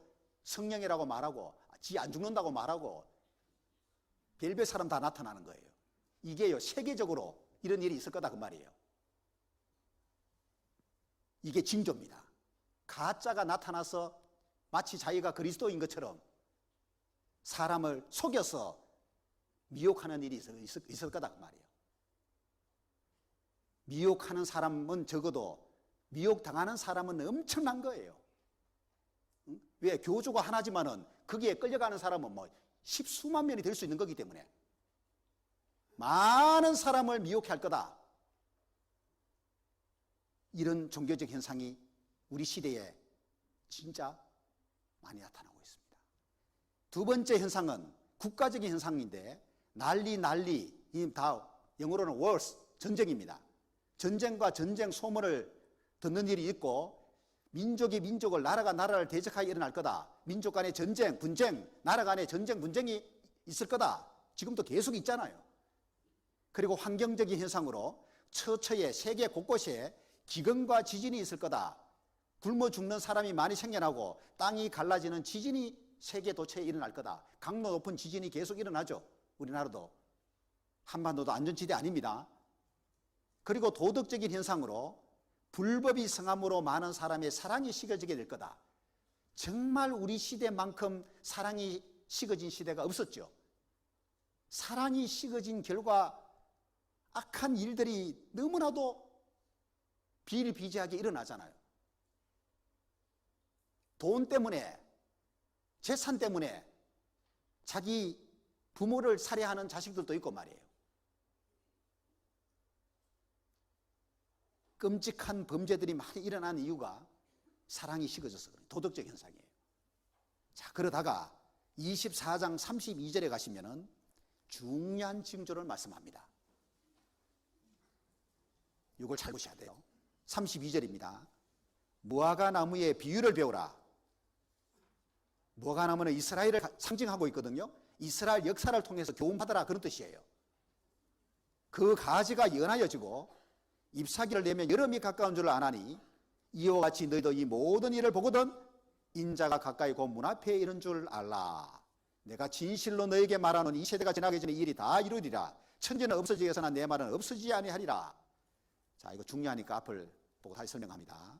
무화과 나무는 이스라엘을 상징하고 있는 대표적인 나무입니다. 무화과 나무의 비유를 배우라는 것은 이스라엘 역사를 통해서 배워야 될 게 있다, 그 말이에요. 무화과 나무가 겨울 동안에는 가지가 말라 있죠. 이스라엘은 2500년 동안 가지가 마른 겨울이었습니다. 연해진다는 것은 봄이 찾아온 거예요.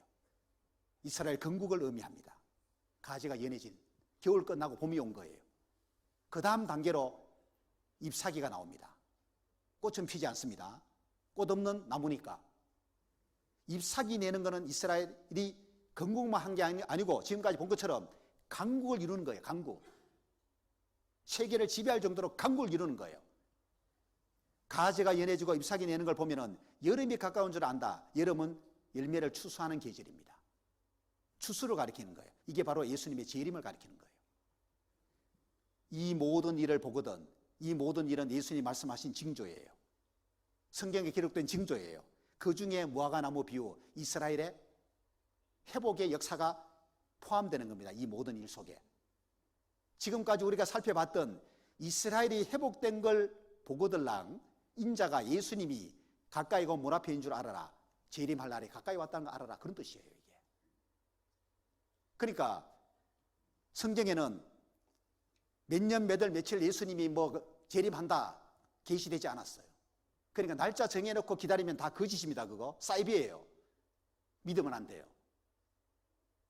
날짜는 하나님이 비밀로 했기 때문에 사람이 알 수 없다, 그 말이에요.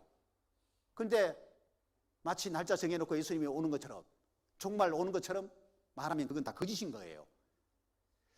날짜를 알려주지 않았지만은 이 모든 일을 보거든 그랬으니까, 이 모든 일은 징조잖아요. 성경에 기록되어 있는 예수님이 말씀하신 징조를 보거들랑 알아라, 그 말이에요. 예수님이 재림할 날이 임박했다는 걸 알아라. 그 징조 보거들랑. 그 징조 중에 하나가 뭐예요? 이스라엘의 회복이다, 그 말이에요. 봤잖아요, 지금.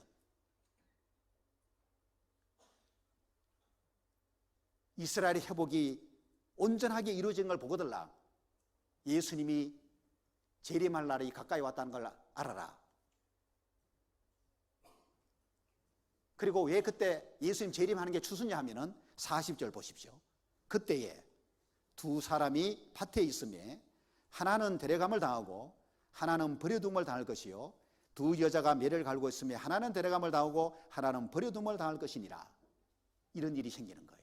데려감을 당하는 사람이 있고 버려둠을 당하는 사람이 생기는 거예요. 이게 엄청난 사건이 일어나는데, 자, 데려감을 당하는 게 뭡니까? 추수예요. 추수. 열매 다 익으면은 추수하는 것처럼 이 땅에 구원받은 천국 백성이 다 채워지면은 그때 예수님이 강림해서 구원받은 사람 다 데려가 버린 거예요, 그냥.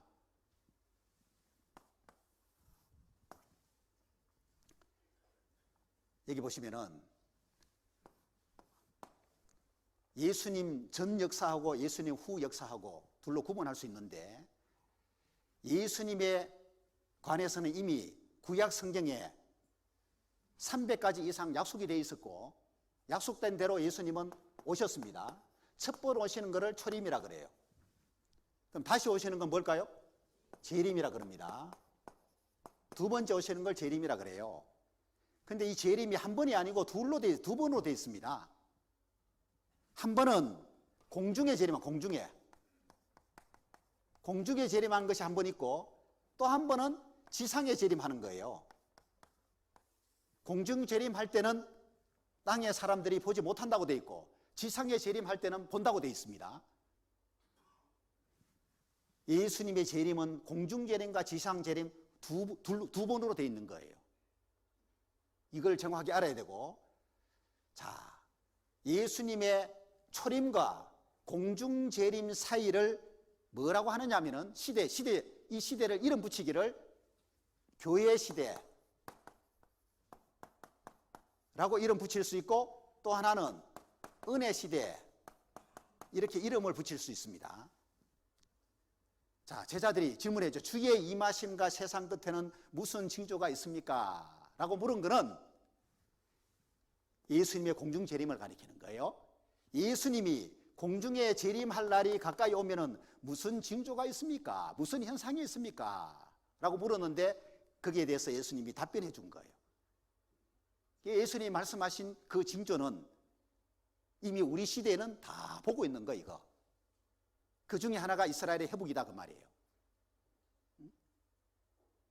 그래서 이스라엘이 회복된 오늘날의 모습 보면은, 아하, 예수님이 공중에 강림하실 날이 가까이 왔구나, 얼마 안 남았구나, 이거 알 수 있다, 그 말이에요. 그리고 이방인 중에서 마지막으로 구원받는 사람이 딱 채워지면은 예수님이 공중에 강림하십니다. 은혜 시대가 딱 끝나버린 거, 이제. 이방인에게 은혜를 베푸시는 기간이 끝나버리는 거예요. 그래서 은혜 시대는 예수님이 강림하기 전까지로 이렇게 정해져 있는데, 예수님이 공중에 딱 강림하면은 이 땅에 사는 사람 중에, 아까 봤죠? 두 사람 중에 하나는 데려감을 당하고 어디로 데려갈까요? 천국으로 데려간단 말이죠. 천국으로. 데려감을 당하고 하나는 버려둠을 당할 거다. 데려감을 당하는 사람이 있고 버려둠을 당하는 사람이 있어요. 남겨지는 사람을 가리켜요.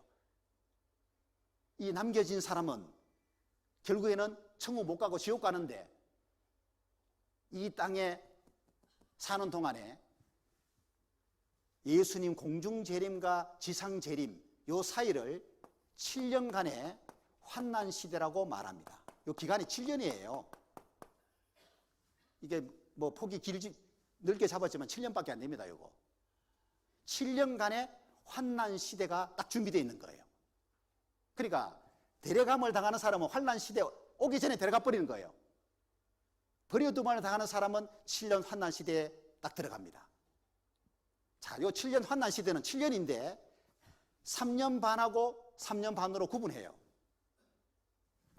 전 3년 반하고 후 3년 반으로 구분하는데, 전 3년 반 동안에는 유대인 중에서 민족적으로 구원받는 기회가 다시 주어집니다. 유대인 중에서 이방인은 한 사람도 구원받는 거예요. 그리고 요 7년은 적그리스도라고 하는 세계 지배자가 등장해서 세계를 통치하는 시대가 오는데 7년간 평화조약을 맺는 거예요. 그리고 7년 환난 시대인데, 이 평화조약을 7년간 맺는데 전 3년 반 동안만 평화가 있고, 세계 평화가 있고, 후 3년 반에는 전쟁이 있고, 이 적그리스도가 완전 다른 모습으로 세계를 지배하도록 되어 있는 거예요. 자, 하나님이 왜 7년 환난 시대를 준비했냐 하면은, 제가 이유를 설명드립니다. 7년 환난 시대를 준비한 목적이 두 가지입니다. 보세요. 자, 유대인이 먼저 예수님을 믿고 구원받을 수 있는 기회가 주어졌지만은 예수님을 배척을 합니다. 그래서 하나님이 유대인에게 심판을 내리게 됩니다. 그 결과 유대인들이 1900년 동안 이스라엘 땅에서 쫓겨나서 이방 나라에서 떠돌이 생활을 합니다. 많은 유대인들이 형벌을 받았죠. 그죠? 이 심판이에요. 그런데 놀라운 것은 유대인이 예수님을 배척한 그 불순종으로 말미암아 심판을 받고 있는 이 기간 동안에 이방인은 구원을 받는 거예요. 구원의 복음을 이방 나라에 가서 전하니까 이방인들은 예수를 믿고 구원을 받는 거예요. 그래서 예수님의 초림과 공중재림 사이 교회 시대, 이 은혜 시대는 소수의 유대인은 구원받는 일이 있지만은 대부분의 이방인이 구원을 받는 시대입니다, 이게. 이렇게 되는 거예요. 이러다가, 자, 이제 이방인 중에서 이방인의 충만한 수 들어오면은, 하나님 나라에 들어갈 이방인의 수가 다 채워지면은 예수님이 공중에 강림하면서 은혜 시대는 다 끝나버리는 거예요. 그러면서 7년 환난 시대가 딱 시작되는데, 이 7년 환난 시대는 완전 반대가 되는 거예요. 잘 보십시오. 심판받던 유대인에게 이제 하나님은 민족적으로 구원받을 수 있는 기회를 한 번 더 주는 거예요. 이게 전 3년 반 동안에 이루어진다 그 말이에요. 14만 4천 명의 유대인이 구원을 받습니다. 은혜 시대 동안에 구원 얻지 않은, 하나님의 은혜를 받지 않은 이방인은 이 7년 환난 시대에 넣어서 심판을 내리는 거예요. 자, 이렇게 되는데, 유대인 심판할 때에 하나님은 이방 나라를 몽둥이로 사용했습니다. 히틀러 대표적인 몽둥이였죠. 악한 자 히틀러를 몽둥이로 딱 삼아서 불순종한 유대인에게 때려버렸잖아요. 이제 이방인을 7년 환난 속에 넣어서 하나님이 심판하는데, 누구를 통해서 심판하느냐? 유대인을 사용하는 거예요. 유대인. 적그리스도가 국적이 유대인입니다. 이 사람. 그래서 하나님이 유대인을, 세계를 지배할 정도로 강하게 만드는 이유가 7년 환난 시대를 준비하는 거예요. 불순종한 이방인 7년 환난 속에 넣어서 유대인을 통해서 심판하려고 하는 거예요, 하나님이.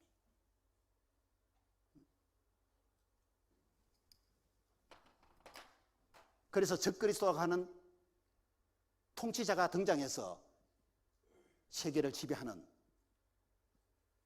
일이 있는 거예요, 이게. 요한계시록을 찾습니다. 요한계시록 1장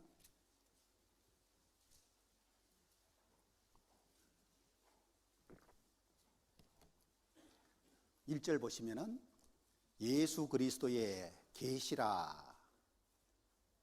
요한에게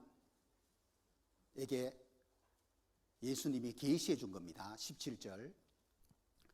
내가 볼 때에 그 발 앞에 엎드러져 죽은 자 같이 되매 그가 오른손을 내게 얹고 가라사대 두려워 말라. 나는 처음이요 나중이니 곧 산자라. 내가 전에 죽었었노라. 볼지어다 이제 세세토록 살아있어 사망과 음부의 열쇠를 가졌느니 그러므로 내 본 것과, 이거는 요한계시록 1장을 가리킵니다. 이제 있는 일과 2장 3장을 가리킵니다. 장차 될 일을 기록하라. 4장부터 22장을 가리킵니다. 그러니까 요한계시록은 22장으로 이루어져 있는데 4장부터 22장 이 장차 될 일인데, 그 중에 6장부터 19장까지가 7년 환난 시대에 일어날 일에 대한 기록이에요. 그러니까 전체 요한계시록 중에 7년 환난 시대에 일어날 일에 대한 기록이 많은 부분 차지하고 있죠. 자세하게 기록해 놓은 거예요. 대부분의 재앙입니다. 재앙. 말 그대로 환난이고 재앙이에요. 이 내용을 좀 살펴볼 텐데요. 먼저 이걸 한번 보시면 정리가 될 것 같은데, 자, 예수님이 공중 강림을 하시기 전에 징조들이 이렇게 나타나고, 우리 시대는 다 볼 수 있는 징조들입니다. 그러면은 이제 7년 환난 시대가 시작되는데 적그리스도가 출현합니다. 이 적그리스도가 7년간 평화 조약을 맺는데, 이게 3년 6개월 동안만 거짓 세계 평화가 옵니다. 세계 평화가 오니까 중동 평화도 오게 돼 있죠. 중동에 전쟁이 없는 거예요. 평화가 왔으니까. 그때 하나님이 두 정인을 예루살렘에 보냅니다. 이스라엘 땅에 보내가지고 이 두 정인이 전하는 복음을 유대인들이 들어요. 그 중에 14만 4천 명의 유대인이 구원을 받습니다. 이때 예루살렘에 제3성전이 건축이 됩니다.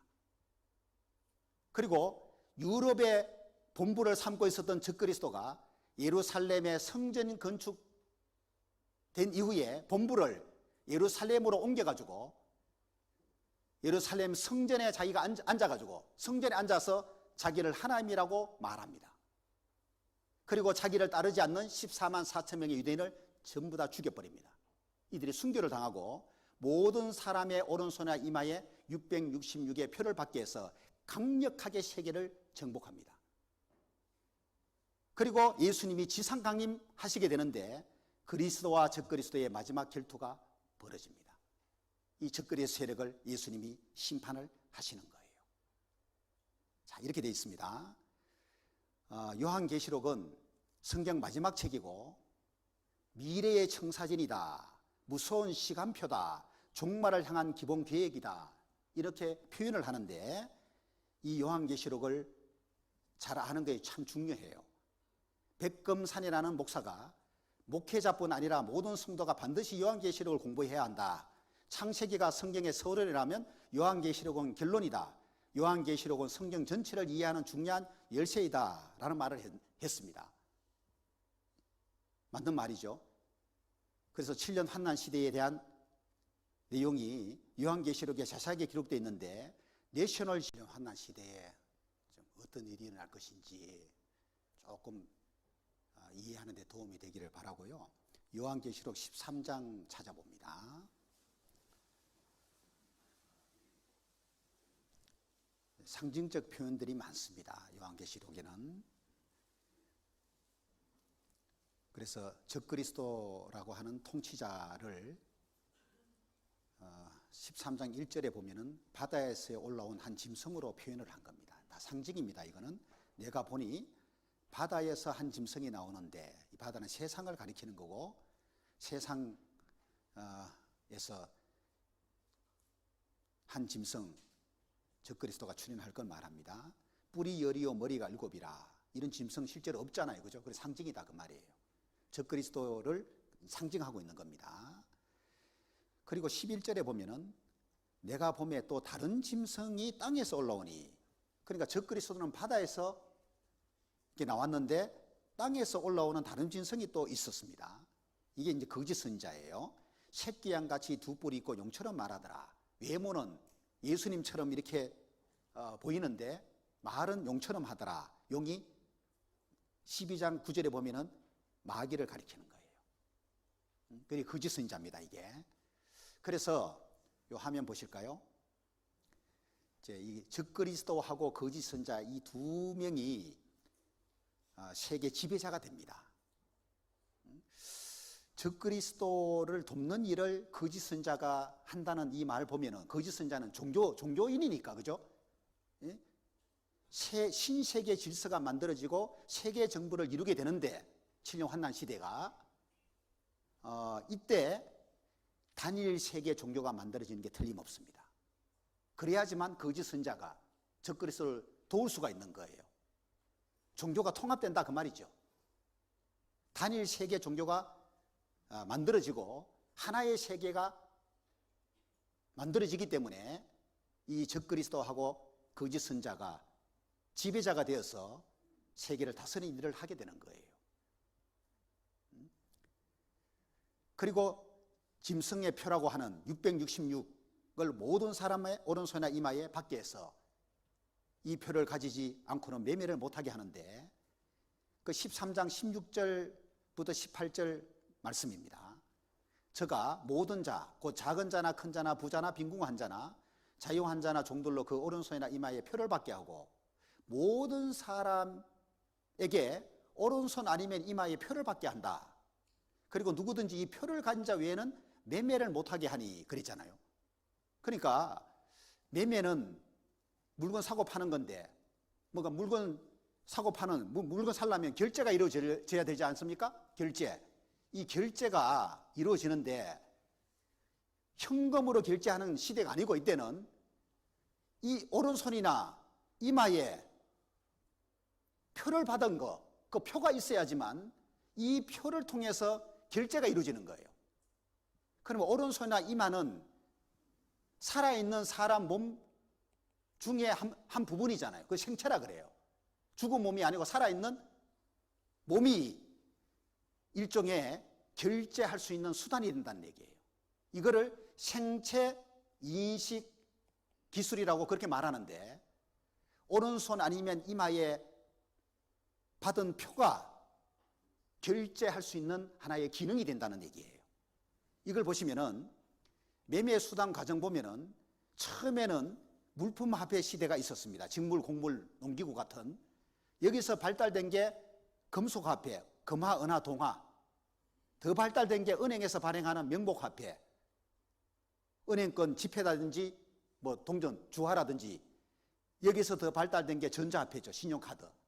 이게 끝이 아니고요. 다음 단계가 있는 거예요. 이게 바로 생체 인식 시스템입니다. 사람 몸에 의해서 결제가 이루어진다 그거예요. 중국이 무현금 사회를 주도하고 있는데 중국이 얼마나 모바일 결제로 현금 거래 없애고 이것으로 대체하는지 거지들도요 동양하는데 현금 거래하지 않아요. 모바일로 거래가 이루어집니다. 한번 보세요. 다 오는 거예요. 우리나라도 지갑에 현금 없대요. 현금 없는 사회가 성큼 다가왔다. 예? 질주하는 간편 결제로 거의 결제가 이루어지는 시대입니다. 초소형 칩을 인체에다가 삽입해가지고 이것이 신분증이 되고 신용카드가 되는 시대가 올 거라고 세계 미래협회가 21세기를 예측했는데 오는 거예요, 진짜. 성경은 1900년 전에 예언하고 있고 전 세계 생체 인식 기술이 발달해가지고 이것으로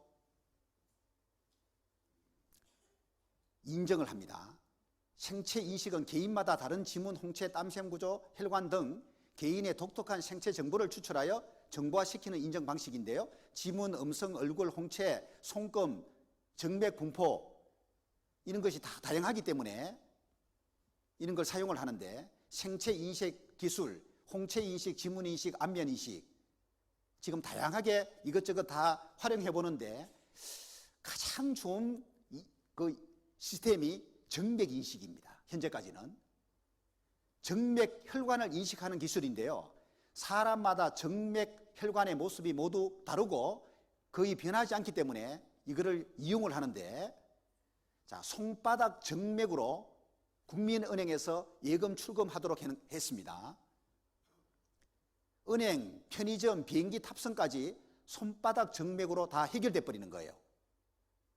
손바닥만 되면 결제가 끝나는 생체 인식 급성장하고 있다는 내용인데 손으로 출금을 하는 시대가 지금 온 거예요. 그러니까 뭐 오른손에 이마, 오른손이나 이마나 표반다고 하는 것이 이 표가 구체적으로 뭔지 몰라도 상관없어요. 생체를 통해서 결제가 이루어진다고 하는 이거는 틀림없는 거예요. 지금은 시험 단계니까 앞으로 점점 더 발전해 나가겠죠. 그죠? 자, 그리고 아까 영상에도 봤습니다만은 계시록에는 7 재앙들이 계속 기록이 되어 있는데 7 인재앙이 있고 7 나팔 재앙, 7 대접 재앙 계속 재앙이 쏟아지는데 7 인재앙이란 말은 이는 도장을 가리키는데요.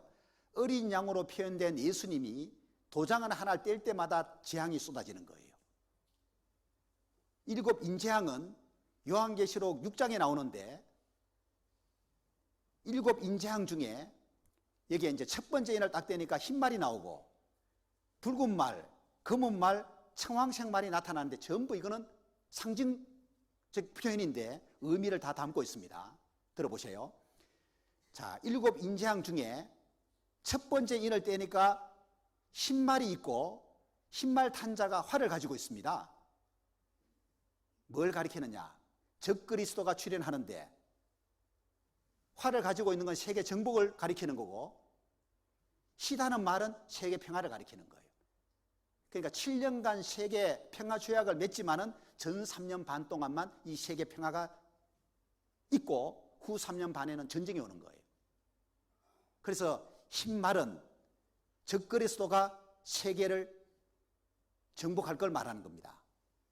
두 번째 인을 떼니까 붉은 말이 나타나는데 탄자가 뭘 갖고 있냐면 큰 칼을 갖고 있는 거예요.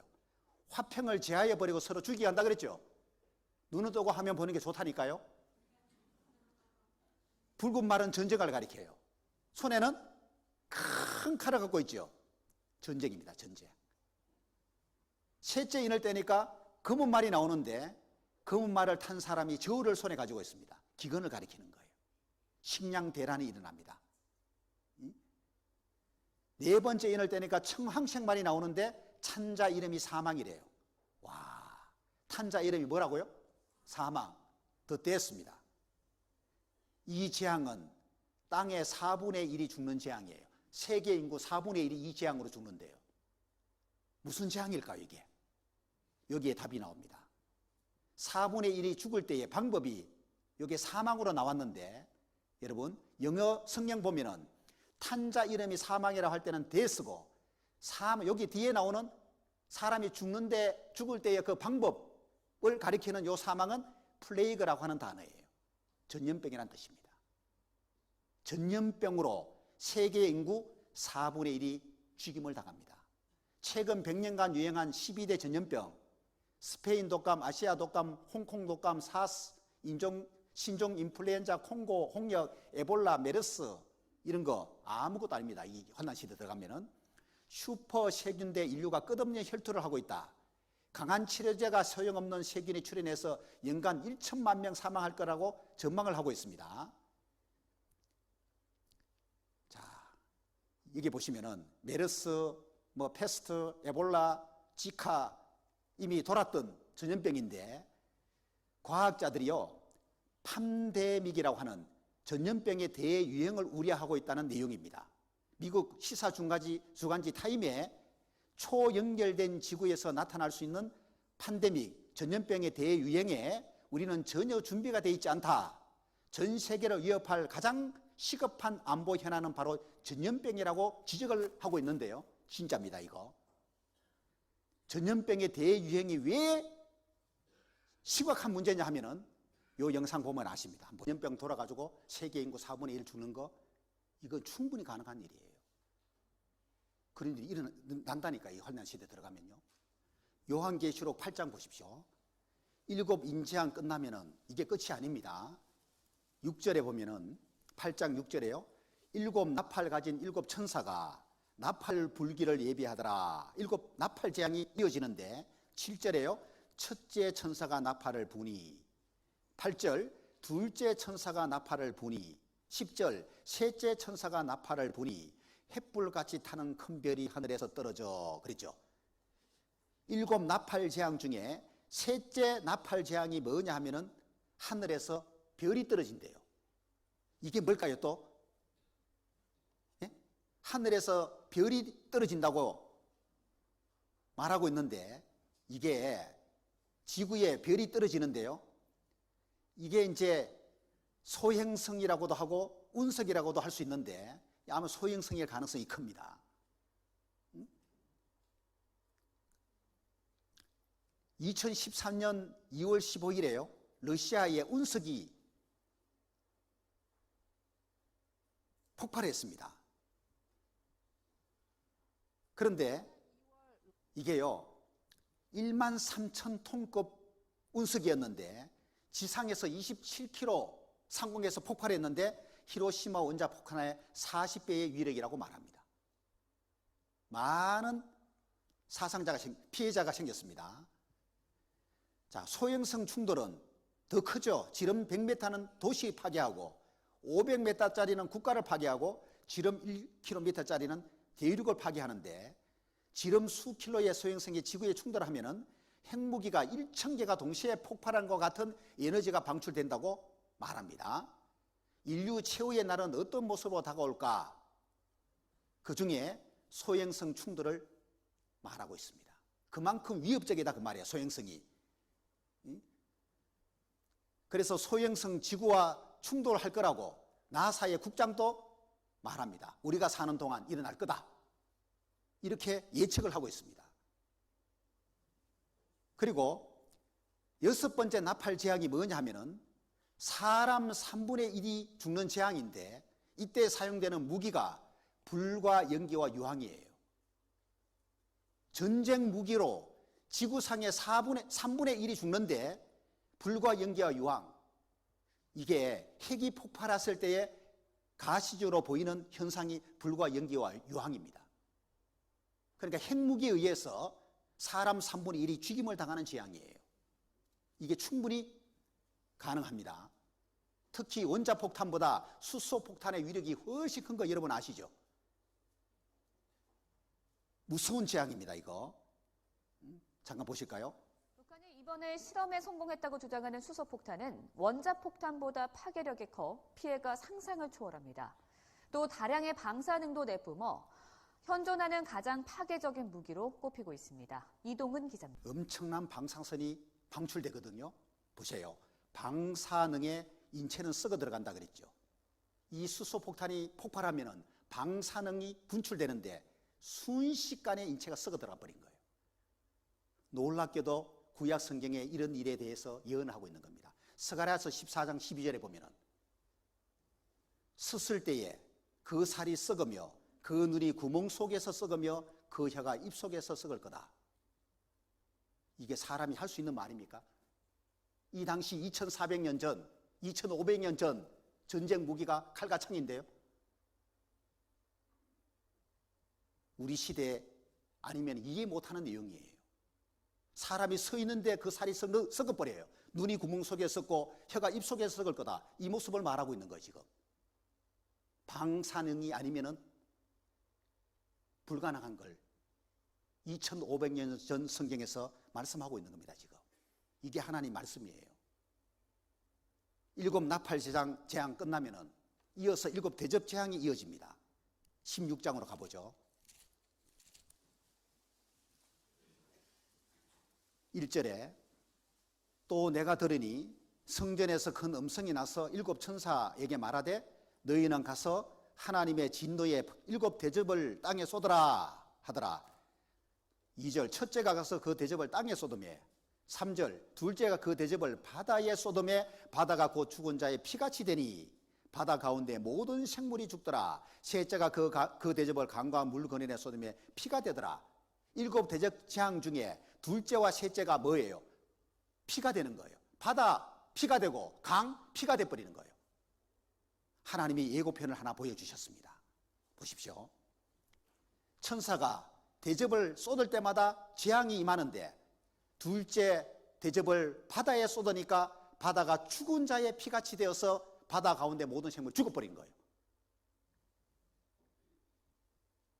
강에 쏟으니까 강도 피가 됐습니다. 2012년 6월 8일에 일본의 오하라 항구 일대가요, 금붉은 색으로 바다가 변하기 시작한 거예요. 핏빛 바다가 돼버린 거예요. 정어리 때 200톤이 죽어서 떠올랐습니다. 바다가 핏빛으로 붉게 물들고 죽은 물고기가 떠오르는 상황을 통제할 수 없어 난항을 겪고 있는 가운데 어린조차 찾지 못해 난감하다고 일본 당국이 이 당시에 밝혔는데 현장을 찍은 겁니다. 보십시오. 진짜 죽은 사람의 피 같죠? 사체로 떠오른 정어리 떼입니다. 200톤. 이게요, 흐무맹랑한 얘기가 아니에요. 성경은 예고편을 보여준 겁니다. 지구촌의 한 구석에 실제로 죽은 자의 피처럼 바다가 변할 수 있다는 걸 하나님이 딱 보여주고 경고하고 있는 거예요. 진짜 죽은 자의 피처럼 보이죠. 백사장에 물이 빠지고 난 다음에 환난 시대 가면은 세계 바다 전부가 피가 될 거예요. 같은 해에 놀랍게도 중국의 양쯔강이 또 핏빛으로 물들어 버렸는데 이건 적조 현상이 아닙니다. 원인이 미스터리래요. 왜 이런 일이 일어나는지 모르겠다 그 말이에요. 성경의 예언은 반드시 이루어집니다. 때가 되면. 6번째 대접재앙은 아마겟돈이라는 곳에서 마지막 최후의 전쟁이 일어납니다. 이 전쟁으로 많은 사람이 죽게 될 거예요. 우리가 살고 있는 이 시대는 예수님이 공중 강림하시기 직전에 해당되는 게 틀림없습니다. 7년 환난 시대에 일어날 일이 이미 우리가 살고 있는 시대에 보이고 있잖아요. 그죠? 보이고 있잖아요. 예고편으로 보이고 있잖아요. 그러면은 이 7년 환난 시대가 멀리 남은 게 아니고 가까이 왔다는 걸 깨달아야 되거든요. 깨달아지십니까? 충격받으셨습니까? 그래서 시대를 분별하고, 야, 하나님이 정하신 때에 끝이 왔구나, 이걸 깨닫고 은혜 시대 지나가기 전에 구원을 받고 천국 갈 준비를 하고 있어야 됩니다. 주님이 강림하셨을 때 데려감을 당할 수 있도록 준비해 놓고 살아야 돼요. 그게 가장 지혜로운 사람이고 가장 시급한 문제입니다. 오늘 여기까지 말씀드리고 내일 또 이어서 중요한 말씀을 드리도록 하겠습니다. 기도하겠습니다. 살아계신 하나님, 성경이 얼마나 정확하고 명확한지를 배웠습니다. 이 엄중한 하나님 말씀을 가볍게 여기는 자들이 되지 않게 하시고 불신하는 자들이 하나도 없게 하옵소서. 마음에 하나님의 살아계심을 확신하고 성경의 기록이 사실이요 하나님의 말씀인 것을 더욱 분명하게 믿을 수 있도록 도와주시고, 그래서 예수님이 강림하시기 전까지 구원을 얻고 데려감을 당할 준비가 된 상태에서 살아가는 모든 자들이 되게 해 주옵소서. 이후의 시간 더 진지한 마음으로 성경 앞에 나오게 하시고 중요한 것을 배우는 시간 되게 해 주옵소서. 예수님의 이름으로 기도합니다. 아멘. 오늘 또 말씀을 조용히